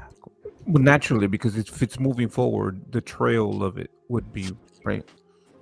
And I think I'm sorry, Kazi, I cut you off. Bye, buddy. Go ahead. No, you're good. You're good. I just got here. You guys are good. All good. Yeah, but they've measured what is coming from the front of this towards the sun, and it's 10 times as long as it is wide. Like, this data is out here, so I'm saying you gotta maybe just like search a little more and get everything, and that way you can No, I have everything. I have everything. You think you do, bro? Okay, where are you getting your other data from? I was gonna tell you, like, I would search Avi Loeb. I would search his what do they call his understudy at the damn the paper that he wrote, the college where he works at. Yeah, he got a bunch of papers, but Harvard, he speaks on it. He got I read his papers too, but he speaks on it too, and he tells you all the things, all the data that he's got from this thing. And where's he getting his data from? That's the thing. They all get the. You got a bunch of data, right? You got a bunch of different people who get a collection of data, but not everybody's looking for the same thing. Is what I'm trying to say, bro. Like, No, I understand, but that's not how you phrased your statement. What do you mean? Like, you phrased your statement like if these people had other data that the other scientific community doesn't have. Yeah, because like where you're saying, because bro, you said that there's no anomalies. Like, there's many anomalies. No, there's many anomalies, of course. Like especially in this particular one, the main anomaly is how fast that it's coming in. That's not the main anomaly, though. But that's literally the biggest anomaly that I guess like, anybody was first observed. It depends on what people think. It's the fastest traveling comet to ever be observed by us. Yeah, and it's also the only comet to be having only nickel atoms with no iron atoms, bro, along with cyanide and water. Like, there's a lot of. But that can't be because all those are theories that you're proposing. It can't. That's not a theory, bro. That is no. These are all theories. They have a way to measure it on certain wavelengths of certain atoms of certain elements, bro. Like, there's a known way to. So where are they getting these measurements? Let me explain to you. Every comet that they ran this however way they figure out these waves, they always find iron and nickel around the same ratio. This is iron. This is nickel, no iron. That's what I'm saying. I'm not telling you I'm not trying to tell you nothing that's cap shit. All right, you want me to search it up real quick for you? But it is hold on. But pure source. So there is that one scientist that Cash is saying. He's the one that's one of few, but he's also a Harvard professor, so he's not just like a regular ass dude. But he's proposing that it could be alien in nature because how weird it acts. You know, it's not normal. So as long as they've been absorbing comets, this was one of three. So this is that's why it's what is it? Something 3. So there was 2 before this one. Yeah, it was. But you had I-1, which was Russian. The Russian one was the second one, and the first one was Odysseus or Odymius. Or Oumuamua. If you got Oumuamua, you got Borisov, Oumuamua and Borisov, and then this one. But the problem is Oumuamua and Borisov didn't do what this.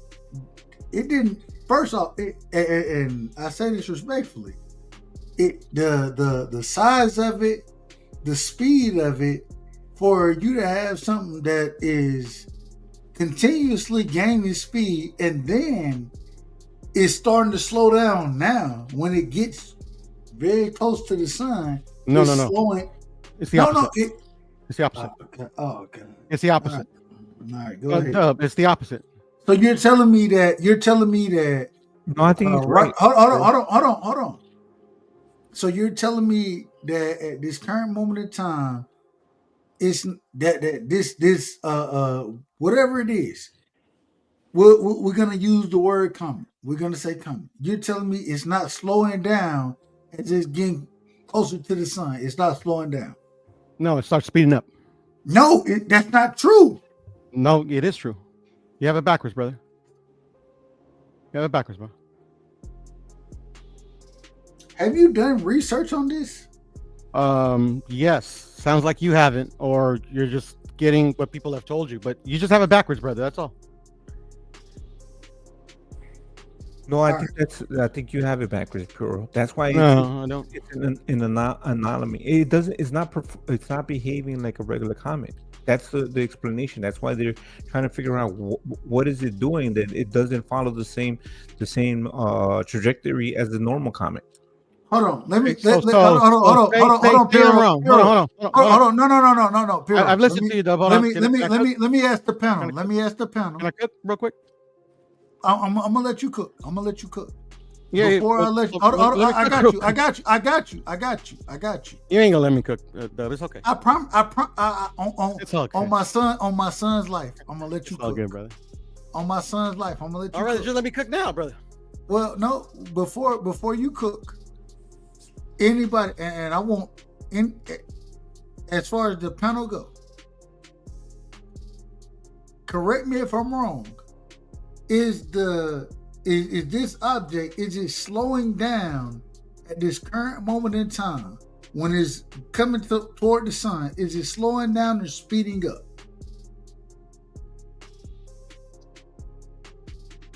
Can I cook? Go ahead. Okay, so because of its velocity, that when we first saw it, fastest comet, interstellar comet, by the way, that we've ever seen. It's not slowing down like say a normal comet would, like a non-interstellar comet would, because of the gravity that the sun produces and all surrounding planets and stuff like that generate a gravitational field. Because of its speed, nothing slows it down. So at the end of the day, because of its speed, the closer it gets to, I forgot what the technical term is. It starts with a P. It's the one where they're saying that you can't see it. Any telescope when it goes behind the sun. What's it called? Some shit. I know what you. Yeah, when it comes as close as it's gonna go to the sun. Exactly. I got you. Go ahead. At that point, it's gonna get to its fastest speed. So literally, there's nothing. But the problem that we're having with what you're saying, when it comes as close as it's gonna come to the sun, it speeds up. The reason it speeds up is because the gravitational pull of the sun. That's why it speeds up. So what you're saying, and the reason we're disagreeing at this current moment in time is because we've watched it slow down.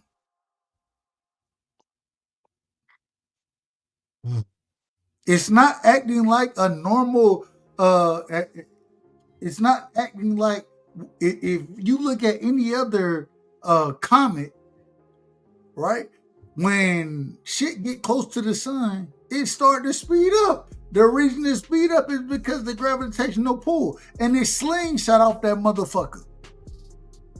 That's not what we're seeing. That's where your logic is off. My logic is wrong. No, it's because like if you what you're saying is true, and that it speeds up once it gets as closest to the sun because of the sun's gravitational pull.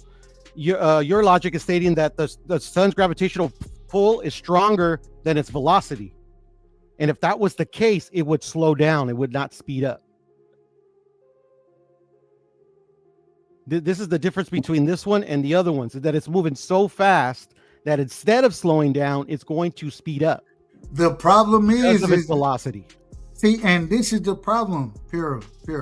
If it goes by nature, if it goes by how things normally react, right? You name it. You. The problem is what you're speaking on. Even if you're right, and I'm not saying you're wrong. What I'm saying is throughout history, when we've observed these comets get close to the sun, there's a certain pattern that happens. Mm-hmm. This quote unquote comet is not following that pattern. It's not following it. Why? See, you but pure. Hold on. You're asking me why. Yes. I can't tell you why. I can't tell you. Why can't you tell me why? Because I can tell you. Hold on. I can tell you. Well, you hold on. Wait a minute. And you and me probably have the same amount of knowledge in astrophysics. This is the problem. Instead of cut me off every single time, brother. No, you cut me off this time, brother. You don't even let me cook, bro. You don't even let me cook. Go ahead. You don't even let me cook. Go ahead. Justice for Puro. No, I'm just saying, bro. It's like just let me cook, bro. Like instead of just like I was the one talking.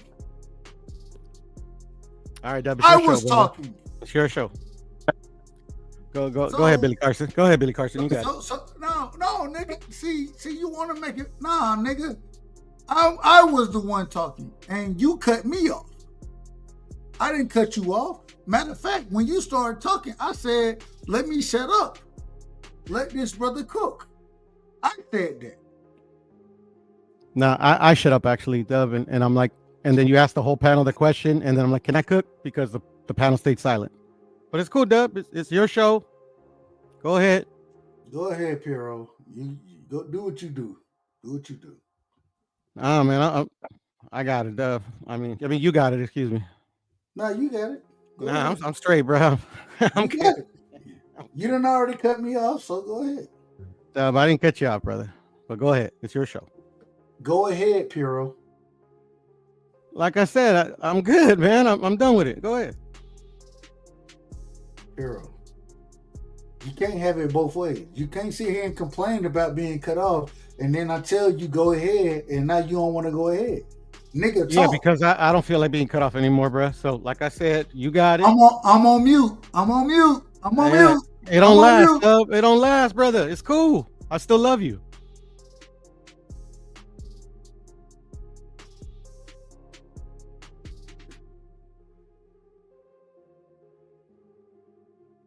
All right. Can I go then? You're muted, Dub. The reason you ain't got nothing to say is because it ain't real. You ain't got shit to say because it ain't real, nigga. Say what you gonna motherfucking say. Who are you talking to me? Yes, you, nigga. No, yes. Like I had. I'm talking directly to you. I'm talking directly to you. I'm talking directly to you. Just like you're talking over me, bro. Zero. You don't gotta crash out. You don't gotta crash out. It's cool. I ain't crashing out. Yeah, you are, brother. I'm on mute. Go ahead. I said I'm good, bro. All right, then you good. We ain't gotta hear nothing from you then. Shut the fuck up. What we trying to tell you? Hey, relax, dog. Like I said, you don't gotta crash out, bro. Well, you're talking. Now you're talking. You're talking now. You're talking now. When I've been real respectful to you. See. Dub, you can't have it both ways, brother. You can't insult a person and then see. Come on, Dub. Let's be adults.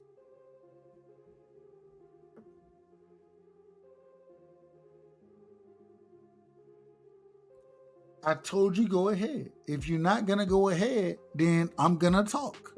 I know, and I stopped. But you're you got nothing to say because this not real and this that, and the other, bro. If you really were go ahead. Ready to build a bridge, don't worry. You wouldn't have came all like it and shut the fuck up. Don't worry about what I'm saying. Don't worry about what I'm saying. Either you gonna you can't have it both ways, Dub. Either you gonna say what you're gonna say or you're not. I stayed quiet, then you started talking shit. All right, what do you want me to say? You want me to stay quiet? Go ahead then. Go ahead. No, like I said, I was done. But then instead of just moving on, you started to talk shit. All right, can I go ahead? Hold on. No. Nah, y'all gonna keep all right. Hell no. You can't go ahead. Respect. No. I'll go. No. Hell no. Oh. You out of order. I'm leaving. You out of order. That's you out of order. Peace, y'all. Y'all have a good night. You out of order. That's all. You out of order. Piro. Yes, sir. Either you're gonna go ahead or you're not. Like I said, I moved on, Dub. You wanted to like not All move right, on and then. keep talking shit. Don't say nothing. Don't say nothing when I start talking. I wasn't gonna say anything, bro. But you're like, you ain't got nothing to say because nothing you say is real. So shut the fuck up. When I was on mute. I was literally on mute. Go back on mute. Nah, it's cool, bro. You got it, bro. I'm just saying, bro. Go you back gotta on come with mute, it nigga. disrespectfully. Go back bro. on mute, nigga. Like you don't gotta come disrespectfully with it. I know Go it's your back on channel, mute. and you can do Go whatever back you on want, mute. bro. But Go you don't back gotta on be mute. disrespectful, bro. Go I back had on tons to mute. say. You want to cut me out, bro? You crashing out right now, bro. Go back on mute. You're crashing out. I'm not crashing out. You are, bro. You then say what you're gonna say. What do you think I'm doing right now? Cut me off? I ain't cutting you off, bro. Like literally, I was on mute. You came back on to talk shit. You didn't have to do it. I mean, I'm not saying that you didn't have to, or like, I mean, you went the way you went with it. But I mean, like, I'm gonna respond. That's all I'm saying. But like I said, I'm ruining your show more enough. I mean, long enough. I didn't mean nothing to do that. I love you, Dub. Respectfully, Lieutenant BVO. I'm out. Peace. Hold on, I want to give you some. Damn, bro. See, niggas started running. They started running. I was gonna give them some people to check out. No. They started running. Niggas want to sit here and talk, and then when you cut it, I ain't gonna say nothing. Well, if you ain't gonna say nothing, I'm gonna say something. Now you understand it though, Doug. You know, some people. I get it though. You know what I mean? Fuck them. No. Fuck all that. Pure cool. I love Piro. Piro's my brother. I love Piro. It's just some people will always try to find some way to explain everything away. And you just gotta understand you gotta understand that there's different types of scientists. There's some scientists that are gonna hold the line no matter what. And those are the ones who are only gonna say certain things. But you gotta look for the people who are getting the real data out, you know what I mean? Who are not trying to hide shit from you. That's like even some amateur astronomers, people who they want to call them amateurs because they're not accredited by no NASA or something, but there's people out here, Dobsonian Power, Stephon Burns. There's a bunch of people out here who are just as, they're just as official as these people in these official positions. It's just they're not going to hold the paradigm. You know what I mean? They're going to put out the truth. So Dobsonian Power is a guy who has his own telescope, and he puts the coordinates that in from NASA, and he shows you while he's doing it, and you can see his damn thing getting on trajectory, and you know what I mean, dialing up, and bam. But Cash, we sit here and we, not saying everybody. I'm looking at all these individuals. And shout out to you because hell, you put me on a lot of them. But I'm looking at all these guys. I'm looking at. I spend more, and y'all know I love boxing. I'm looking at more of the 3R shit that's going on. Nigga,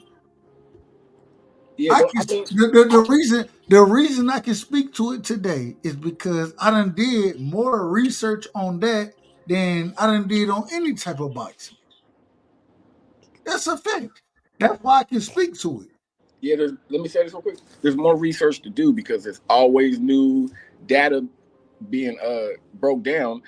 Just like you said, it slowed down, Dub. You guys were both right. It did slow down at one point, but it also fired off something and sped up at one point. But that's the interest. That's not normal. That's not normal. Yes, it's definitely not normal. It's absolutely not normal. Shit. Yo, can I see something real quick? Go ahead. This is the thing. And real quick, shout out to my brother, man. If y'all don't know, man, one of the best doing it as far as and I say this respectfully, as far as videos, live stream, man, Kazi doing it better than anybody doing it, man. I don't know. Look, y'all look at the nigga Look at this shit now. I told you. I tried to say a long time ago. When I first seen Kazi doing it. He knows. He's figured out how to master the prompts that you put into these things. Once you figure that out, man, you can't be fucked with. That's why I want to pay this nigga Cosmic so he can teach me how to prompt right. You know what I mean? Like, we'll do that. Hey, look, I done paid Kazi enough money. Respectfully. I said it respectfully. Shout out to the right side. I told you, bro. I sent you a whole bunch of designs. So starting with that logo, I'm gonna animate that one. I just need pictures for that. I need some, you know what I'm saying? You see the logo up top, the right side with the tuxedo? That one, you see the one, how I have it right now? That's Kazi, I want to pay you to teach me how to prompt. That's what I want to learn how to prompt correctly. We'll work on that. So one thing at a time, because I'm going to go live in a little bit too. So shout out to me. Because I've been fucking with the AI. People don't understand if there's a certain way you got to put the prompts in because the AI is going to focus on what you put first. Man, you out of order, man. Hey. I'm gonna connect y'all behind the scenes. And this is the only reason why, because I do follow this stuff, right? And respectfully to Purosaur, this is the thing. We do not know. Not even NASA and all the rest of these scientists. They don't know everything that's going on with this comet. So we're here to have a conversation. Even if you have your opinion, and I'm speaking to Purosaur left. You know what I'm saying? I didn't want to interrupt you guys, but this is the thing, right? No disrespect to Puro. No disrespect. No, of course not. But the one thing is, we all of us here. And even somebody that's highly educated, you know what I'm saying?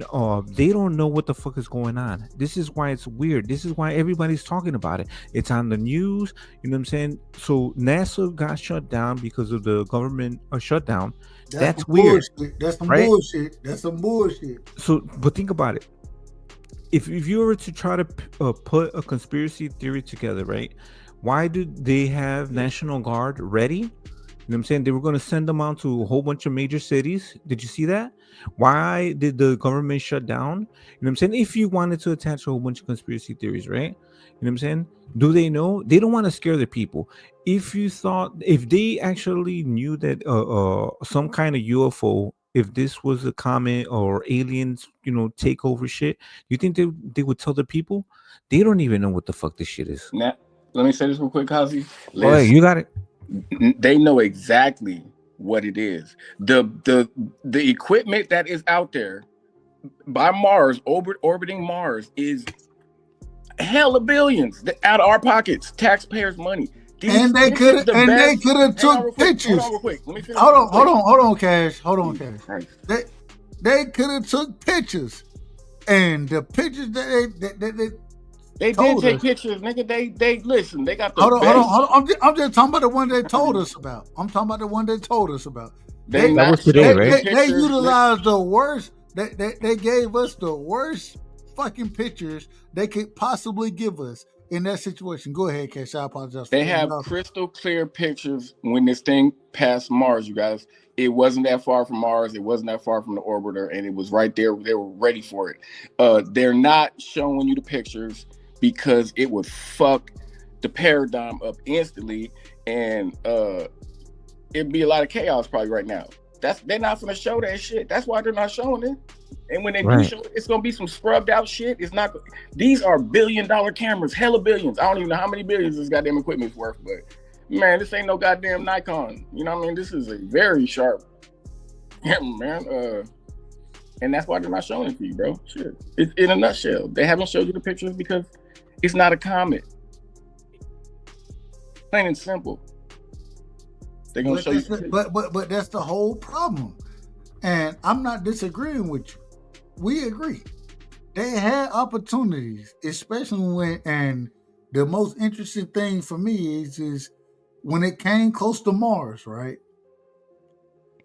When it came close to Mars, and what they tell you, 12 million miles away, whatever they want to give you, kilometers, however they want to put it out. What I'm trying to tell you is this: you had the opportunity to take pictures of this shit. We may not know exactly what it is, but the only film that you give is the motherfucker that's on Mars and a rover, that's the worst camera you got. It's the worst camera you got. And that's the one you want to tell us we need to be looking at? Nah, give us the other. See, hey, this is why I got smoke with all these motherfuckers, man. Yeah, I can. I'll give you some extra people to follow who observe the sun constantly, and they're watching the solar flares fly off, and they're tracking the directions and all that. This thing has triggered the sun to throw. Love y'all, man. I'll catch up with y'all. A massive solar flare where it's going to be meeting up with it coming soon. Like, a lot of shit's going on that people aren't even aware of. Hey, real quick, shout out to my brother BVO, man. Y'all make sure I go check out BVO. BVO, he'll be live. BVO, you live tomorrow?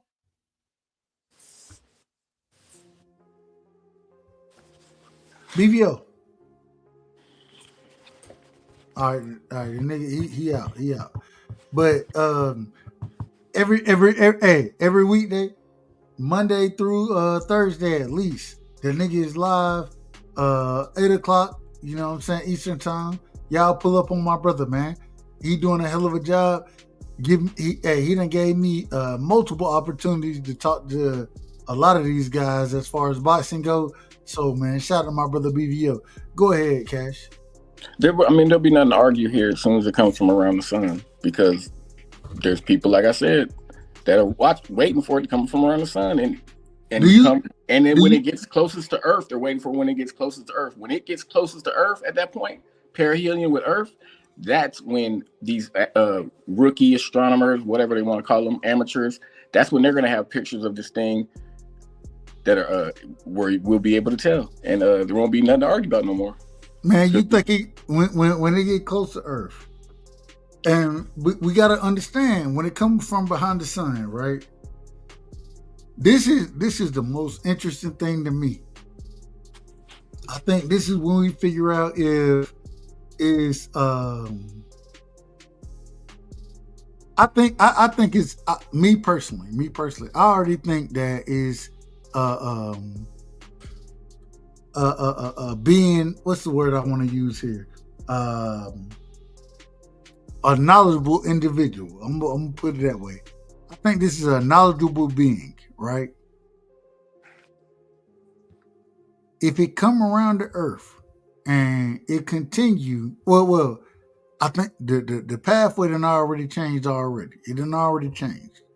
But if it come around the Earth or the sun, excuse me, I think that shit is shooting at 2 planets. I think it's shooting at 2 planets. It already had the opportunity to interact with Mars. I think it's shooting at Earth. I think it's shooting at Jupiter. That's my opinion. Right? Can I say something real quick? Go ahead. Okay. So, so this is what I believe. I believe that before there was life on Earth, there was life on Mars. Mars died. But so if this thing came from what was billions of years ago, right? So this might have thought, so you see how it's getting closer to Mars and not getting closer to Earth? What if it was from the point that it started, it believed that Mars still had life and was headed towards that? You know what I'm saying? So it sees, because like that's how we use our telescopes. We predict if there's water or any type of elements, right, in whatever solar system, stars, and that's how we try to predict if there's life on other planets. No, so if it thought that, so before it was shot out and sent here, it thought that maybe Mars had life, and that's why it's getting closer to that. But Mars died, and now it's getting closer to us. Man, I don't think it. I think that me personally, when it came through, right? It came through, and the timing of it is interesting to me. The timing of it, first off. The second thing is that, nigga, if I have the opportunity, and once again, showing what we seen from what it did with the sun already, 9 times out of 10, And this is that one. This is the one. 9 times out of 10, every other thing we done seen coming to the sun in this pathway, you get smoked. This shit done already started giving off gas, giving off, man. That nigga said, man, hey, let me chill this motherfucker down. That's what they doing. Let me chill this motherfucker down. Man, when I get around where I want to get around to, hey, I'm gonna figure out everything I want to figure out. Hey, we done already seen that Mars ain't got shit going on. Well, let's revisit what we already put in place. Earth. Let's revisit that shit. And the way we gonna do it is, man, we gonna accept that. We gonna go around. Y'all niggas ain't gonna see us for a second. We gonna come back on the opposite side, and then we finna cook. I don't even think it's on no violent shit. I think it's on some, nigga, what we got going? What we got going around here? Yeah, it's like the more you talk about it, the more the chances of all these things happening is like not possible, because there's more than just 3i Atlas out there, you guys. It's like 5 other objects, another interstellar one. There's one that only comes through and passes through here every 11. So you think 3i you think 3i is just some random? You think it's some random shit? No, you know what's crazy? Because so how long have we been able to absorb all of these comments and to actually have the full understanding that we have now? So all the 3 that have been named have been in modern times, since we've had all of these satellites and things like that. But it's been happening for hundreds of years. 100 years ago, we couldn't detect or figure out what these things are. Now we're capable of doing that. You know what I'm saying? So how do we know that it's not as frequent as we think? So it could be happening every 30, 40 years on Earth, but it happens all the time. You know what I'm saying? Yeah, but the event that's about to take place with the positioning of all the planets and how it's about to restart a golden cycle, that don't happen, bro. This is like every which golden cycle is that? It's just look up the precession of the equinox. Right. Okay. Every sign, I think it's 2100 years to get through that sign, and then the next one 2100 years, the next one 2100 years. You know what I mean? And then you get to the end of it, you start all the planets get back to where they were originally, and then boom, you start another cycle over, bro. That's what's happening right now. If you look at the astrology behind it and look at where the planets are all going to be, it's going to be a grand water trine, and you're going to have these other planets opposing each other also at the same time. It's like, bro, it's a reset of they call it a golden year, but it's not a year. It's a, you know what I mean? It ain't our year, it's their year. But hey man, shout out to both of y'all, man. Much love and respect. Man, I'm out for the night, man. Yeah. Hey, pull up to my other channel, Dub. I'm gonna go live in a little bit. I'm gonna show the videos of 3i Atlas and everything that's going on, and a little bit of Charlie Kirk too. Yo, homie. All right. I ain't gonna lie, see, cause you know I'm honest. Nigga, nigga, it's 3:42, and a nigga got shit to do. If you can pull up, I'm jumping in the back chat. That's my second channel. There you go. If you can pull up, it's if you can't, it's all good. You good. I'll see you another time. Don't worry. I love you, my brother. I still love you. Thank you. Peace. Salutes, Dubs. Peace. Hey.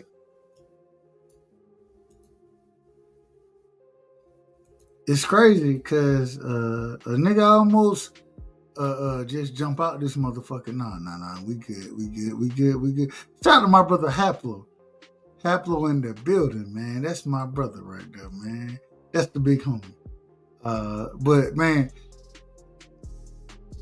we still and we're gonna have another show coming up. 3i Atlas, man. This shit is crazy. I can't wait to see what happens. But man, salute to everybody. Love y'all, and man, we out for the night.